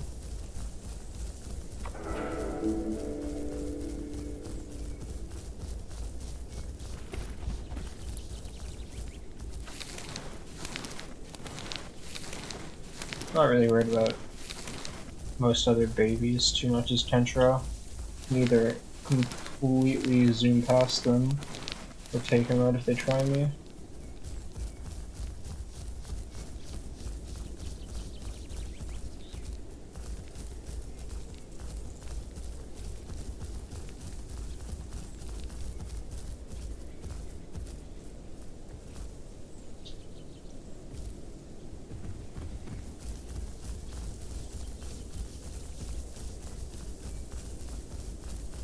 It's a little bit hard to see with all the ground clutter in this area. Yeah, this area already had a pretty good amount of ground clutter, but they added even more. I just need one more after I can finish these chapters. One more growth.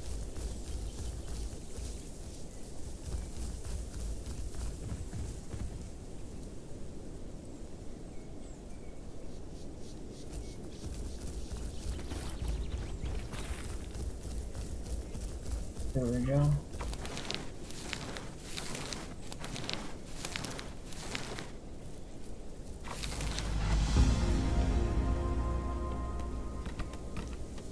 Yeah, that is maxed. It's 1200 for that, which isn't really worth grabbing. Where is this though? Really? I can't fit in that cave, huh? Somehow I just can't fit in that cave at all.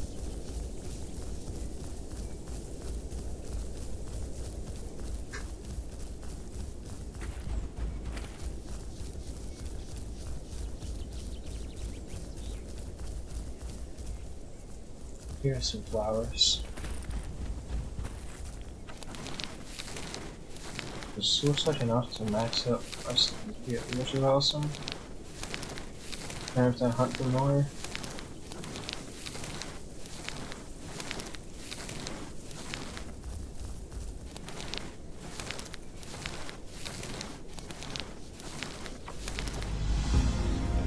Bones.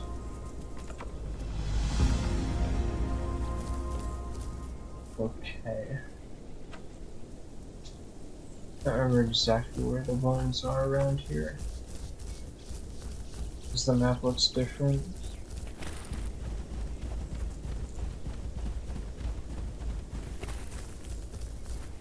And they're more off this way. There's the big piles of bones. By big piles of bones, I mean a lot of bone piles. Might be up here. Are they up here? I think they're more like here.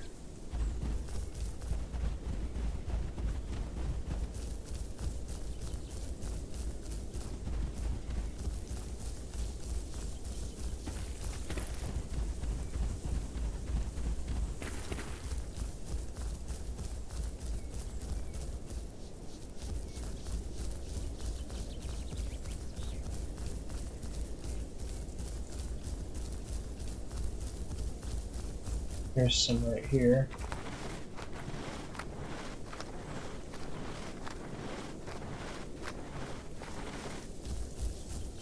Should be some right here, unless they removed them.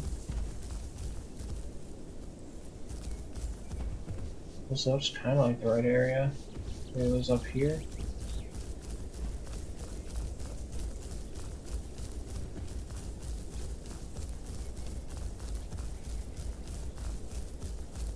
Yeah. There were bones right around here somewhere.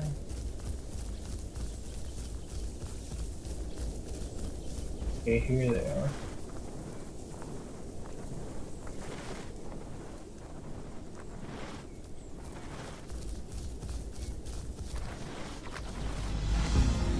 Aha. And now we head off to the swamp or marsh.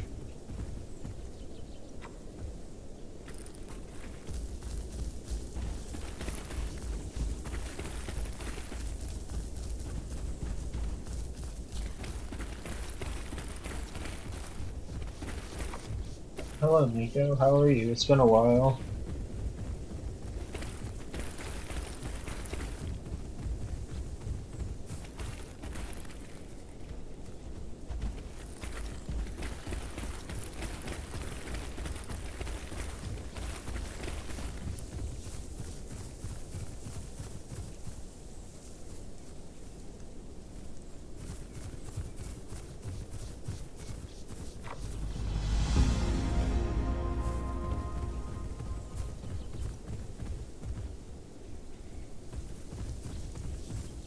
Extremely tired. I feel that. I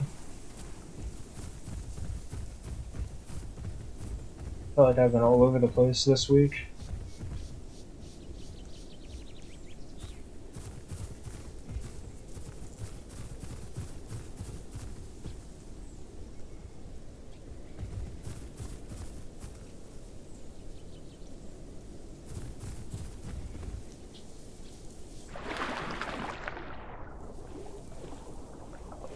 Don't see anything. I'm just playing some Capital Paintings today. Playing as Kentro for now.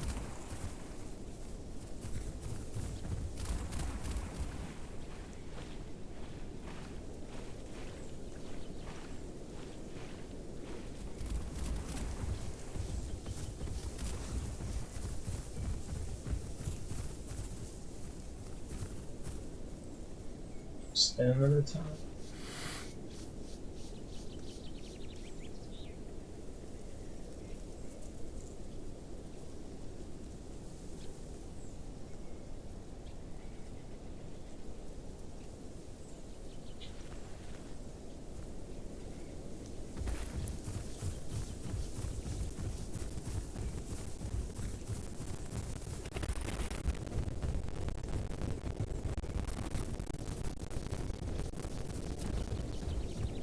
Just gotta get these quests done. Get that growth up, all that good stuff.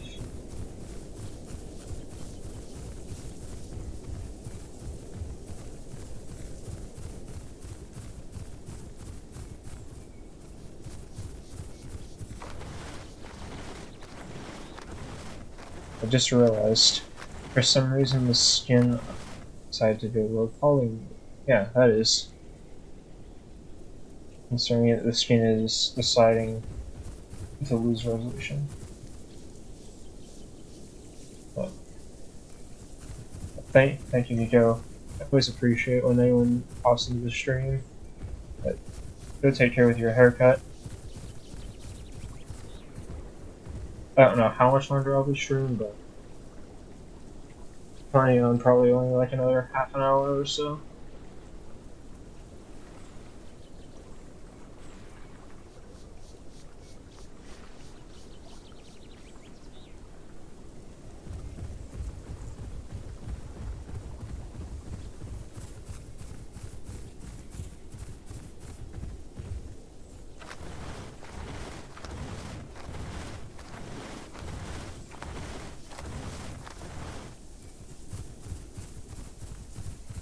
It is kind of bugging me that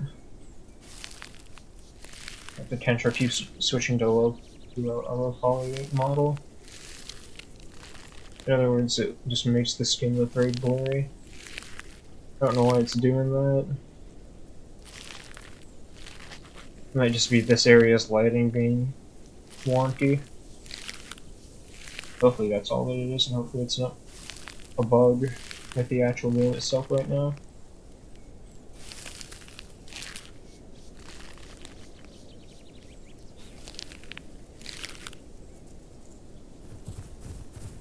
Here are all the tiger nuts. Okay. There we are. Milk cap mushrooms. Those are mostly in the swamp, I think.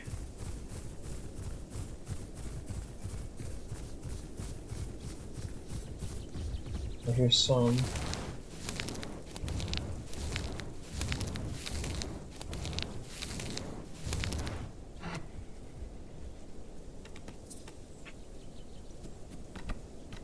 This color palette doesn't do this skin justice, just this is very nice skin.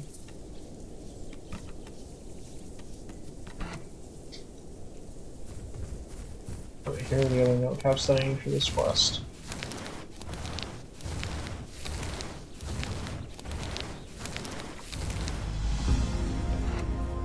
Yeah, I figured. Flowers. That's not flowers. One thing that has always kind of bugged me is that those orange flowers, those big ones, are known as Rafflesia. They are a type of at least the vanilla term for them is stink flowers. They're part of a family that lives in the tropics, mostly in Southeast Asia, and they are known for producing very strong, potent smells that usually smell similar to rotting flesh. They smell like death, in other words, and they attract flies, and that's how they have the flies are the ones that pollinate them, as the flies move the pollen and all that stuff around to other flowers. It's partly why they're so rare.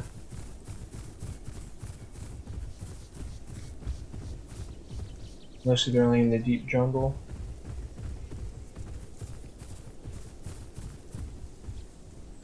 I do think there are a couple different variants from South America too, which is interesting.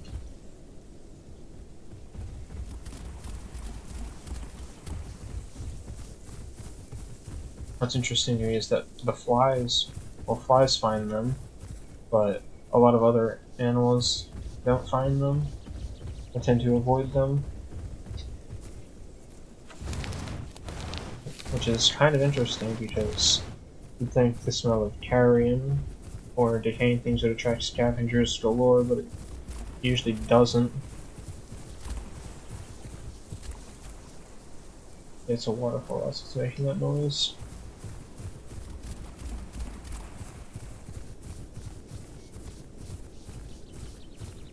I just think even a lot of the weirder stuff, well, I especially think a lot of the weirder stuff from Evolution is pretty cool.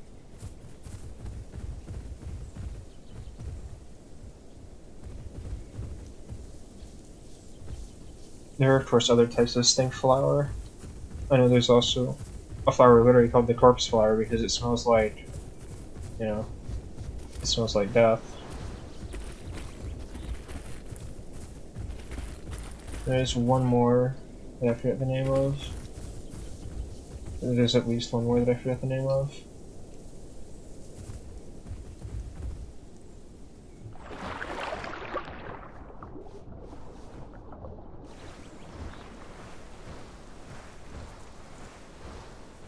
Yeah.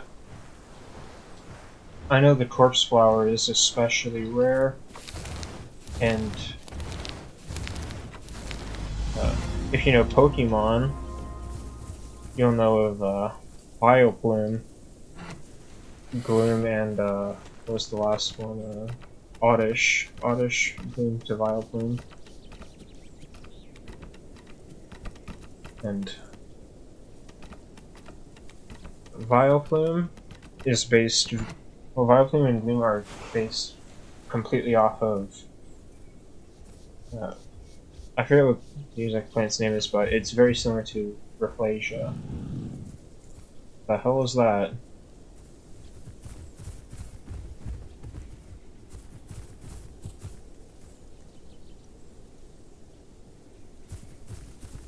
I don't know what that was. It was definitely in the water though.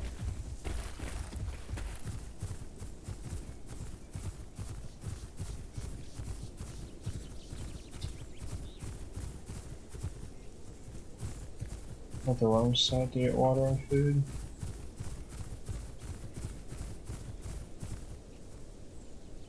Rafflesia. The orange ones are definitely Rafflesia that are in this game.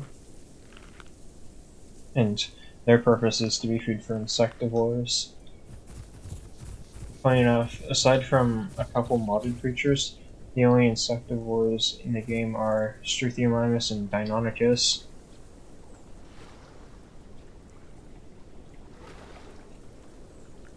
even then, Deinonychus, there's basically no point in using Insectivore. It drains hunger so fast.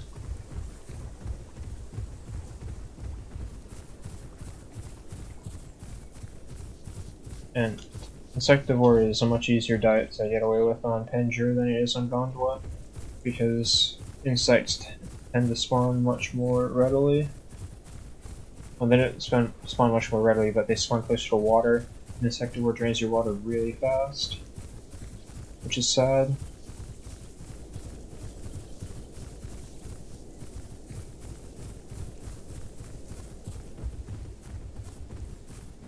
I'm going to try to find a spot to cross over. Two different. What's wrong? Come on, mangrove roots. This spot is nothing pretty much set to just let me out of the whole area. I can't drop down there and take too much fall damage. Not take too much fall damage, I'll just take a good chunk of fall damage. Get up down here and sneak around this way.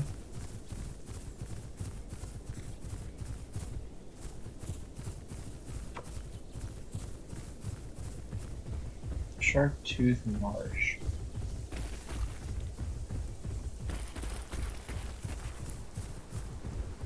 Oh. Of course it's Sharp-Tooth Marsh, that's where you just were. My brain is so fried. Yeah, Birchwoods. Because this is a place now.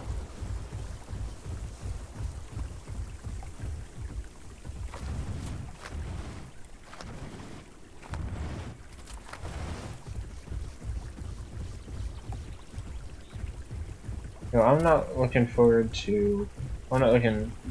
to too many of the releases they have planned for Path of Titans that are left. Right now they have, how many is it? 8 more playables that we know the name of. We know that Mirror Gaia is one of them, which is a Stegosaur between Stego and Kentro in size. It's got spiky plates as opposed to Kentro's spikes.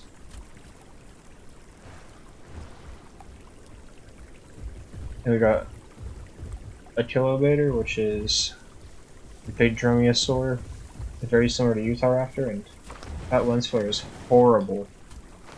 I'm so sorry about that. I cannot turn that off. Yeah, the Kilobator is a very close relative of Utahraptor from Asia. And it's probably gonna do some wonky stuff.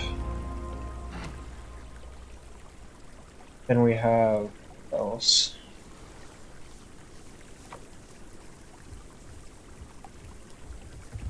Yeah, trusted. We have. Why is my brain feeling so hot? We have Leodicites, which is a giant fish. We have Tylosaurus, which is a mosasaur.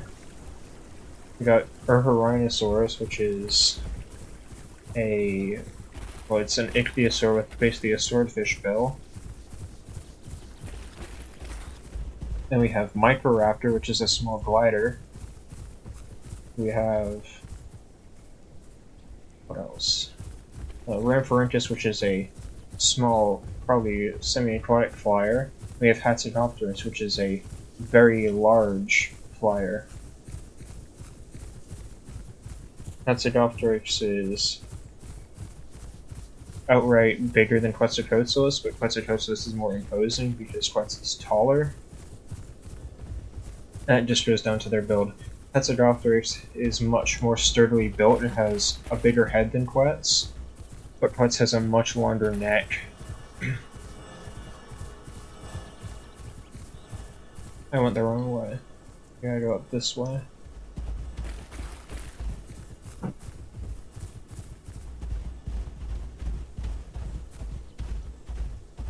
Yeah, the two big differences between Quetz and Hatz are head and neck shape. Hatzi has a much broader, much shorter neck. Quetz's neck is much longer. Quetz has a much more spear-shaped bill. This Hatzidopterus' bill is shaped more like a sword. That's a Quetz right there from the mods. Don't have much stamina right now. That's a small Spino, okay. Hear that? That's the Quetz.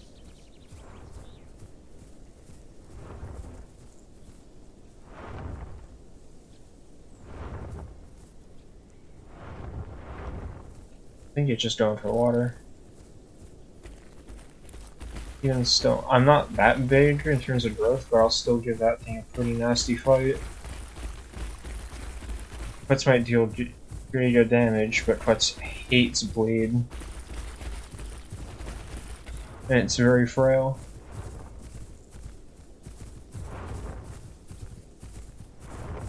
If it's just a barrel roll, me, it's gonna take damage for doing so. I'm gonna take a ton of bleed for doing so.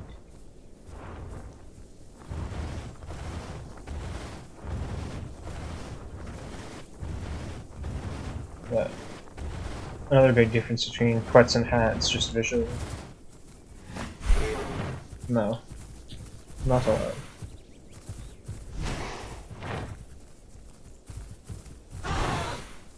That did nothing. You bit my tail. That's not where you want to bite me.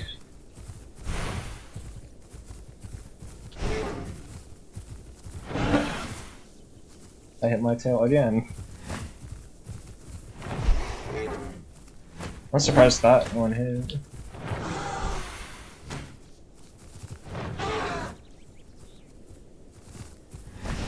The wing beat's kind of wonky because of how knockback works. Keep pecking the tip of my tail, do it.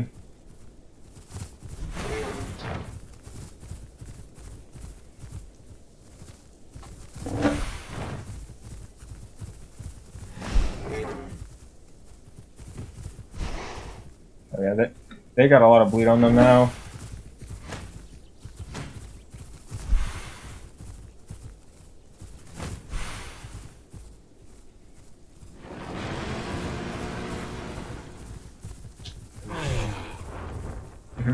They definitely don't have much stamina left either.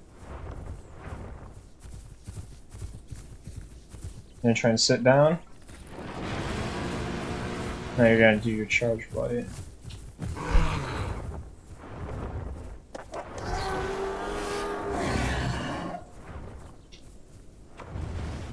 What did I say? It's not gonna be easy for the quest to do too much, do they? Did about a third of my health. Probably had almost fatal bleed. And yeah. Quetz and Hatzidopteryx. Quetz has a much more prominent crest on its head, along with its thinner head, and Hatzidopteryx, of course, has a much less thin head.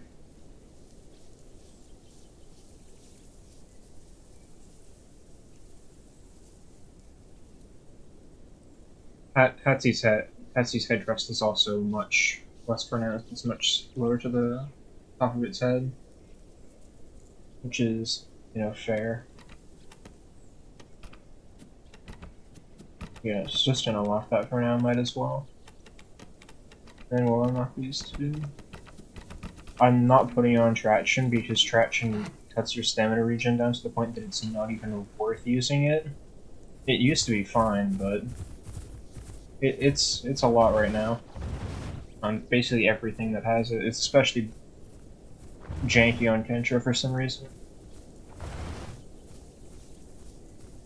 Should be another one of these tiger that's respawning in a minute.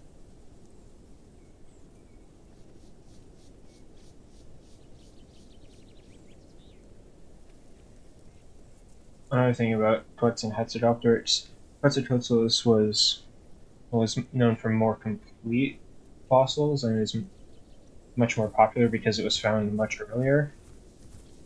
And of course, Quetz is partially famous for being a pterosaur taller than a damn giraffe. It's big enough to look a reticular giraffe in the eye, which is intimidating. But the thing's probably about not even a third of a giraffe's weight. Hatsidopteryx is probably like roughly 50% heavier than Quetz,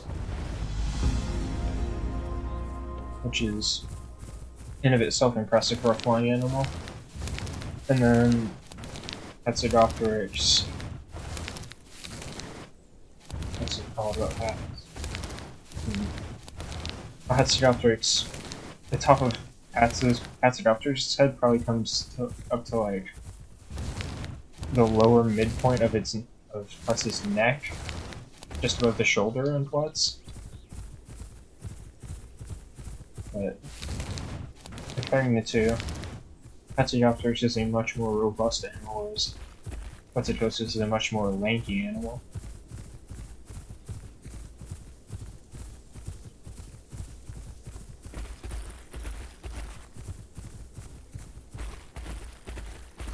And the reason Hatsidopteryx is so robust and Quetz isn't as robust is because Hatsidopteryx lived mostly on a small chain of islands in Europe at the end of the Cretaceous, and it lived on what's known as Hatzeg or Hatzeg Island, which is what it's named after.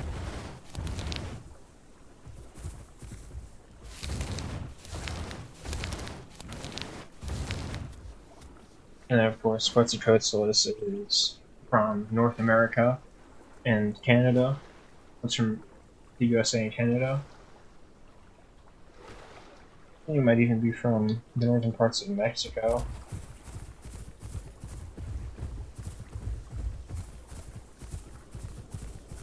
Quetzalcoatlus is was most likely what we know as a soarer.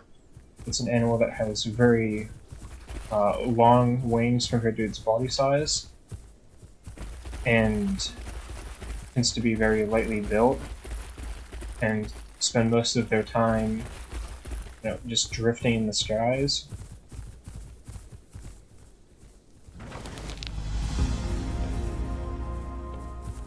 Whereas Hatsidopteryx, I don't know what the exact term is, but something like an albatross would be comparable to Quetzalcoatlus. Just this server lag is awful. Oh my goodness.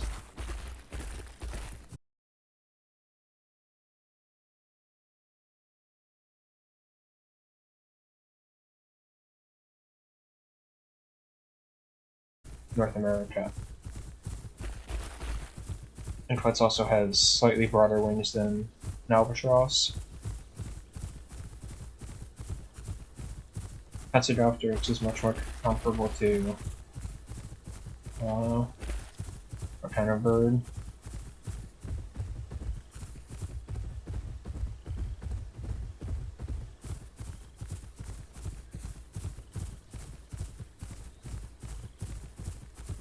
I guess maybe a no, not a condor. A condor is basically, actually a condor is spot on to what Quetzalcoatlus would have looked like.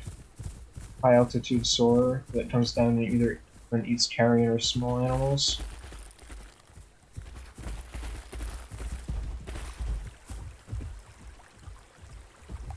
And then of course you have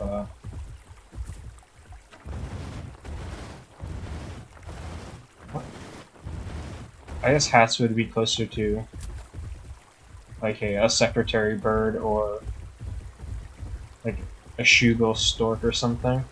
Something with a big robust head that lives mostly on the ground but can still fly.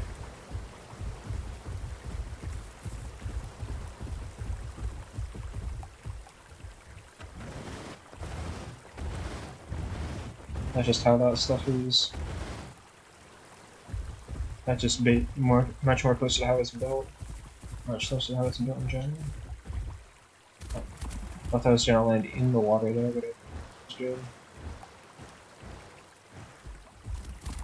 And yeah, that Quetzalcoatlus learned his lesson pretty quick, not to mess with the Kentra.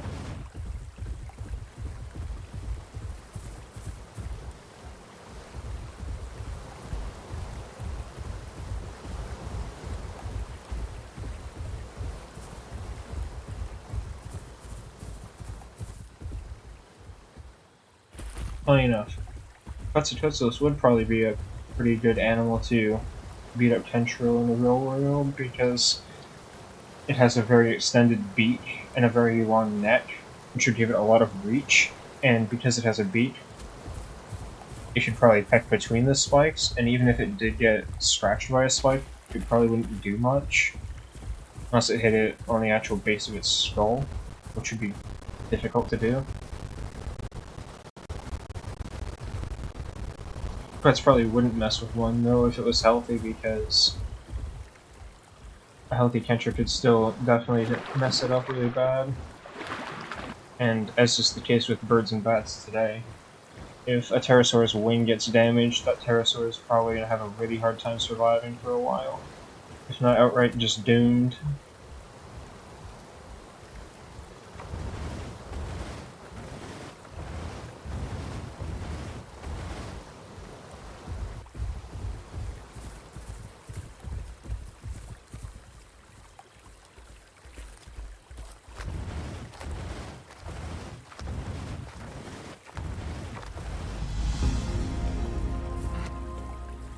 They beat again.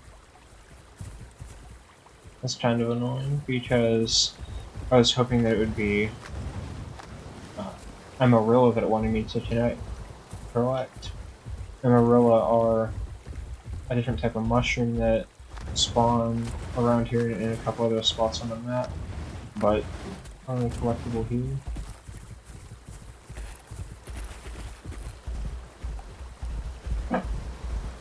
Uh-oh.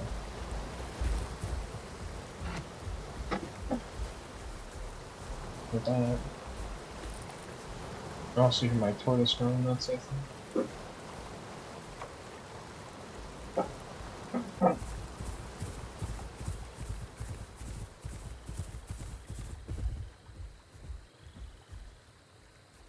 It's a Yeti. I don't have the stamina to fight a Yeti.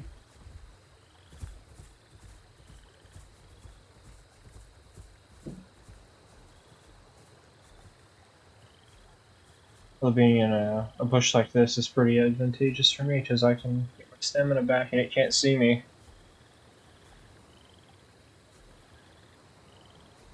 Taking a piece out of Stego's book in the aisle from way back when. Stego's only chance against Carno used to be to kind of hunt her down in a bush, because Carno could bite the tip of its tail. Stego wouldn't be able to do anything about it. Since then, Stego has been changed, and of course, Tenonto has been changed as well. Stego's tail tip hitbox is much smaller than it used to be, and if you actually bite the tip of Stego's tail, it doesn't deal damage, or at least doesn't deal any real damage to Stego.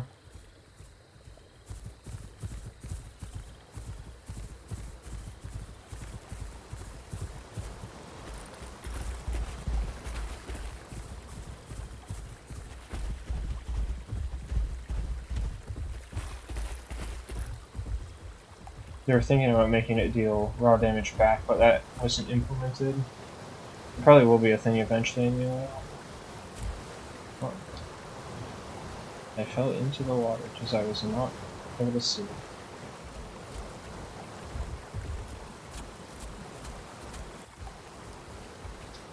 I think that the Yeti got kind of spooked when it heard me. Because it didn't see me, as far as I could tell. I'm not gonna go out of my way to fight a Yeti when I'm that close to it, for sure. Or just in general.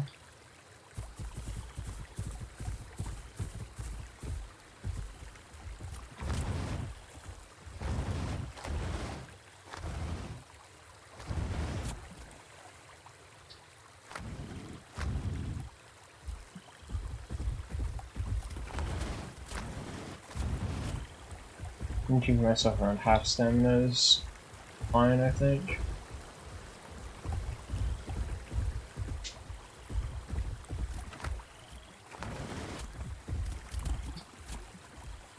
First I could walk up that. There were two reasons that the tail tip multiplier was put in to the Isle. One of them was from Stego. One of them was for Tenonto, because for a long time they were the only two herbivores. Well, they were the only real herbivores in the game. Just Dryo, no one played Dryo, and well, Hipsy was Hipsy. Would die from basically anything anyway.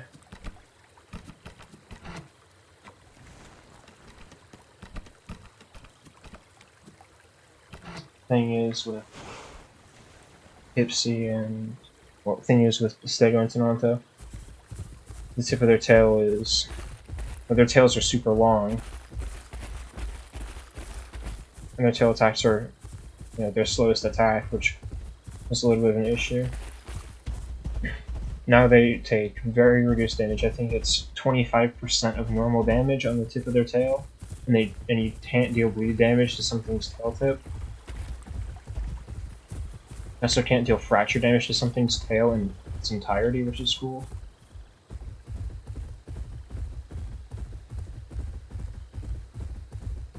The only places for fracture damage are actual body, legs, and then head.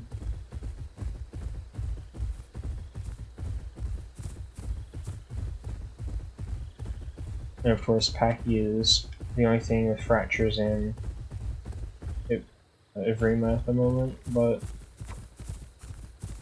there's quite a bit of other stuff that will have it eventually.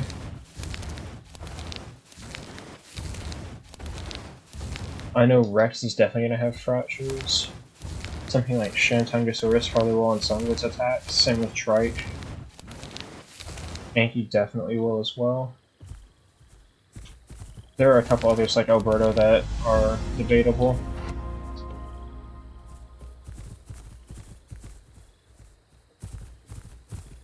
Wait, that's Sharptooth Marsh? How did I get back into Sharptooth Marsh? How did I manage that?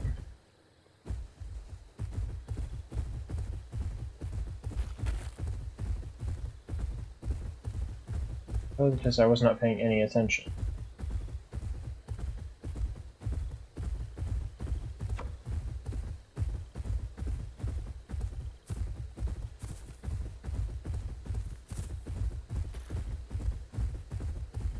What's I talking about again? Oh yeah.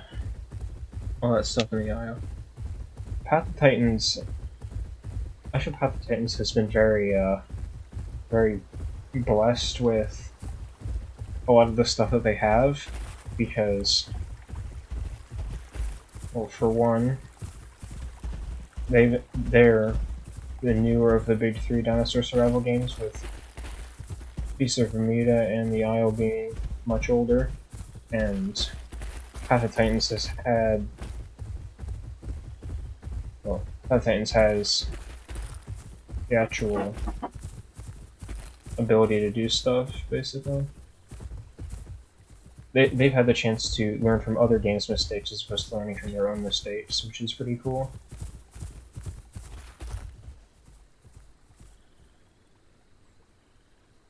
Well, that's why. Because I'm over here instead of being over... I want to be like here, because there's food here for sure. There's food right here, what am I doing?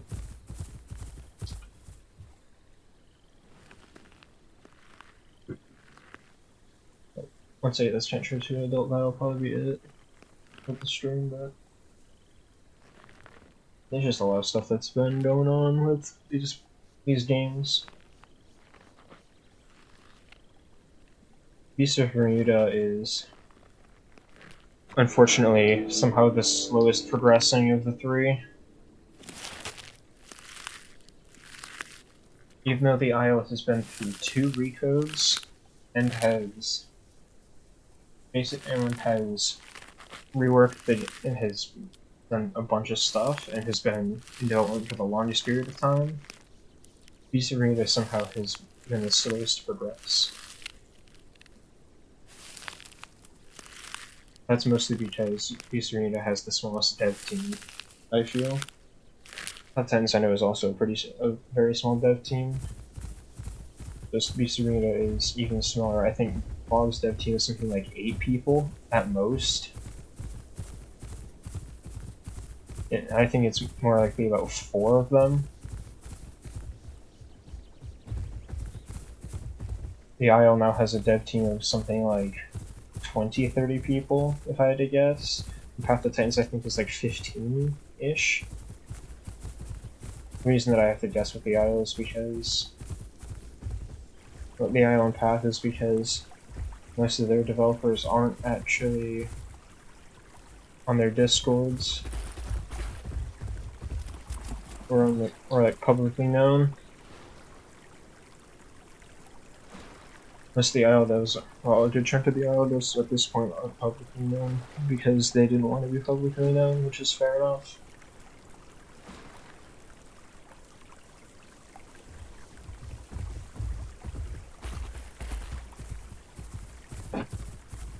That I'm heading off to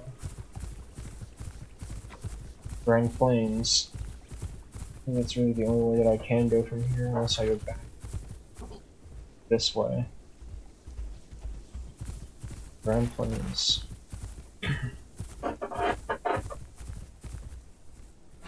Second. Oh yeah, you can definitely hear that. I'm sorry about that. That is my tortoise scratching because for some reason she decided it was a good idea to dig her claws into the plexiglass and wood of her terrarium. I can't filter that out. I already have noise suppression on to try and filter it out, but it's just not a thing. She is simply too noisy.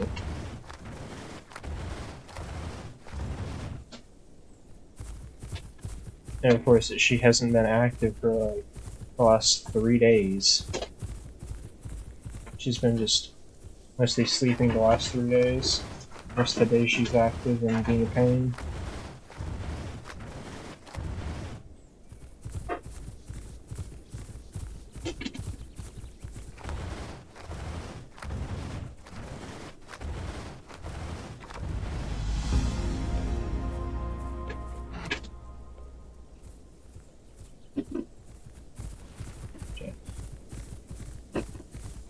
At least at this size, my Kentro is mostly safe from things. I'm not quite as strong as I would be at adult. I'm mostly there. This growth I'll be more than halfway through sub-adult. Although I do have to check one thing. I have to make sure, I have to see if I can fit in this cave as Kentro. I cannot. Kentro is too tall. Interesting. I really thought that Kentro could. A little bitty Megalania.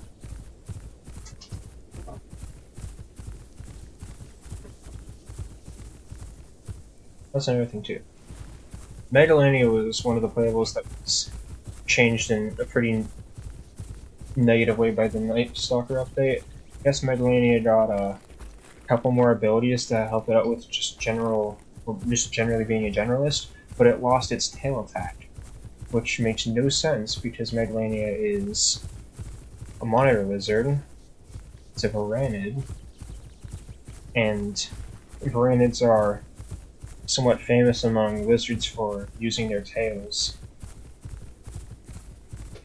And their tails aren't weak either, their tails hurt.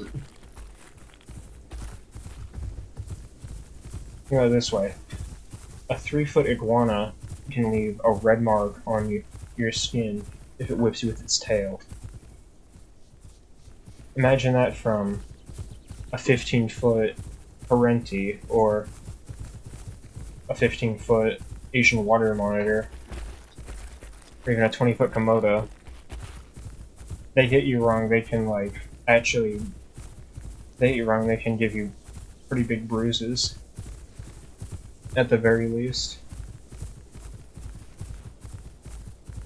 That side of it. At least Megalania has more than just its normal kind of boring bite attack now. It had its bite attack split like Metru did, so it now has Well, now has a 10-second cooldown strong bite that does a ton of bleed, and a low cooldown. What's it called? So it's a low cooldown fast bite that does less damage and less venom. The big bite for Meg is straight up crazy because venom is standardized. I'm just trying to. It doesn't have diminishing returns or anything, and it's generalized across whatever, across anything that gets hit. So in Megalania, if it uses the big venom bite, it does a minute and a half of venom. Hello, Dancy. How's it going?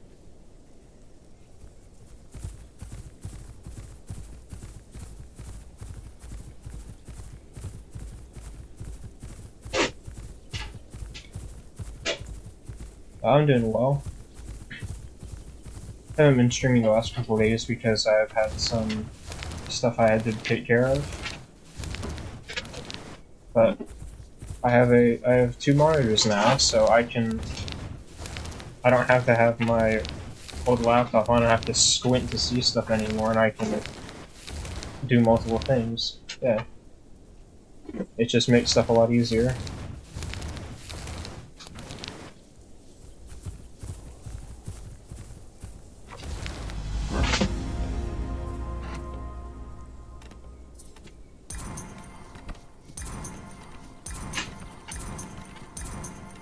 Can I erase that up completely?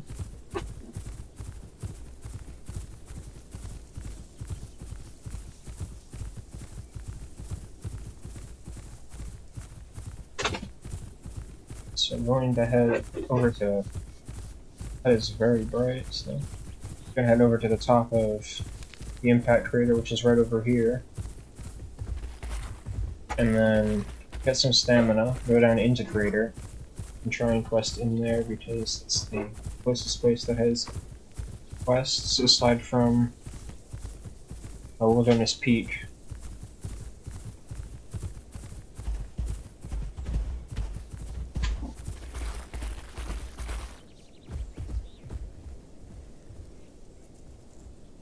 Yeah, I was just talking about how a bunch of the dinosaurs have had their stuff changed recently. Kentro, for instance, went from solid to almost worthless with the Night Stalker update that they put out 2 months ago. And as of this week, Kentro has become one of the better playables again as a power-up. Pretty Sarka. That power is loud. There's a Das.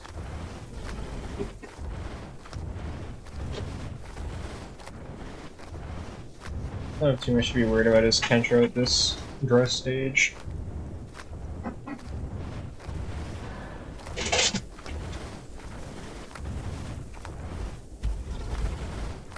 There's a Spino in there too, apparently. There's a little Meg that I can see. There we go.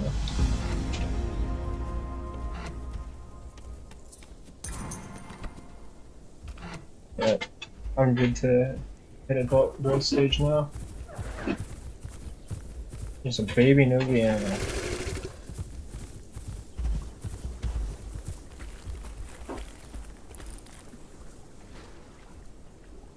Once I hit adult, I'm probably just going to end the stream. So I wait for the growth to go through. That was the general plan anyway. Oh. Bump my mouse.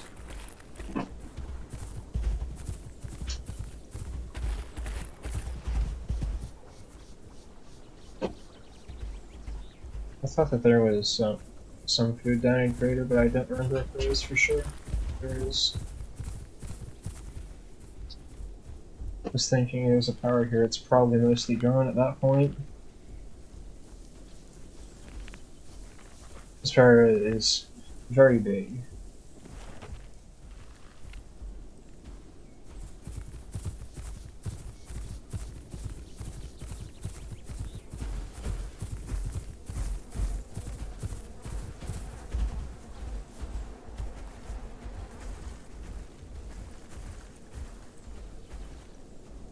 Did something. It looks like a dead Dasp. A young Dasp.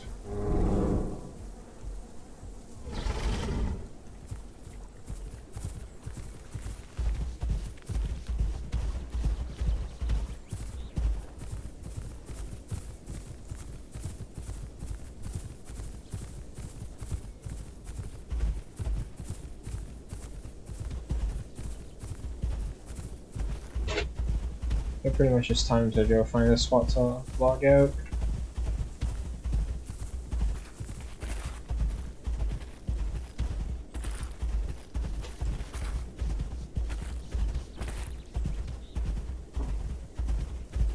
Yeah, Megalania has always been kind of a weird thing, because originally, before, the only venomous creature was Kentrosaurus. When Metri came out, Metri was an absolute monster for like 2 months. Metri single-handedly could take out every non-Apex that was out at the time, which was something like Apexes at the time were things like Suko, Spino, EO. Actually, EO was not out at the time, but you know what I'm saying, like, all of the really big stuff. Metri could take out every other mid-tier and every small tier with like 3 hits. Because it did so much bleed on its fall attack, and Venom was absolutely insane against small things. 1 bite for Venom on a Struthy or a Kanto, and so they were dead. Their stamina would drain from full to empty in less than 10 seconds. It was crazy. On top of that, Metri was also the fastest thing in the game and could just outrun everything. It was very ridiculous. Thankfully, Metri got nerfed pretty hard at the time. Metri went from being the most powerful thing in the game to just being very good. And eventually, Metri ended up losing its bleed completely because it was busted. Metri's Venom stayed in one particular state for a very long time until Megalania ended up getting added, and then the developers had to change it because they realized, oh, Megalania is very different than Metri, and the Venom warp is very wacky.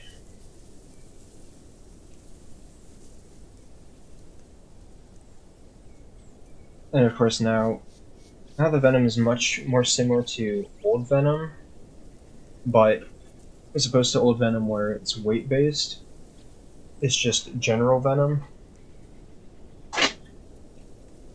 And the Venom, of course, is actively more circumstantial to apply, where it's much harder to stack up, like, it's much harder to get 5 quick bites than it is to land one big bite, but the big bites tend to be much harder to land accurately. But yeah, that's probably going to be it for this stream. I'll see. Oh, let's check stuff real quick. But yeah, that's all good. Okay, yeah. Thank you to anyone that hopped in for the stream. Thank you to anyone that was entertaining or hopped in the stream. Thank you to anyone that watches the video or the VOD. I will be streaming again next week for sure.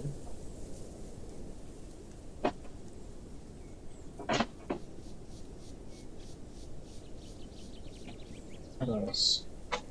I do have a Discord now. If you wish to join, it's on my, it should be on my channel page.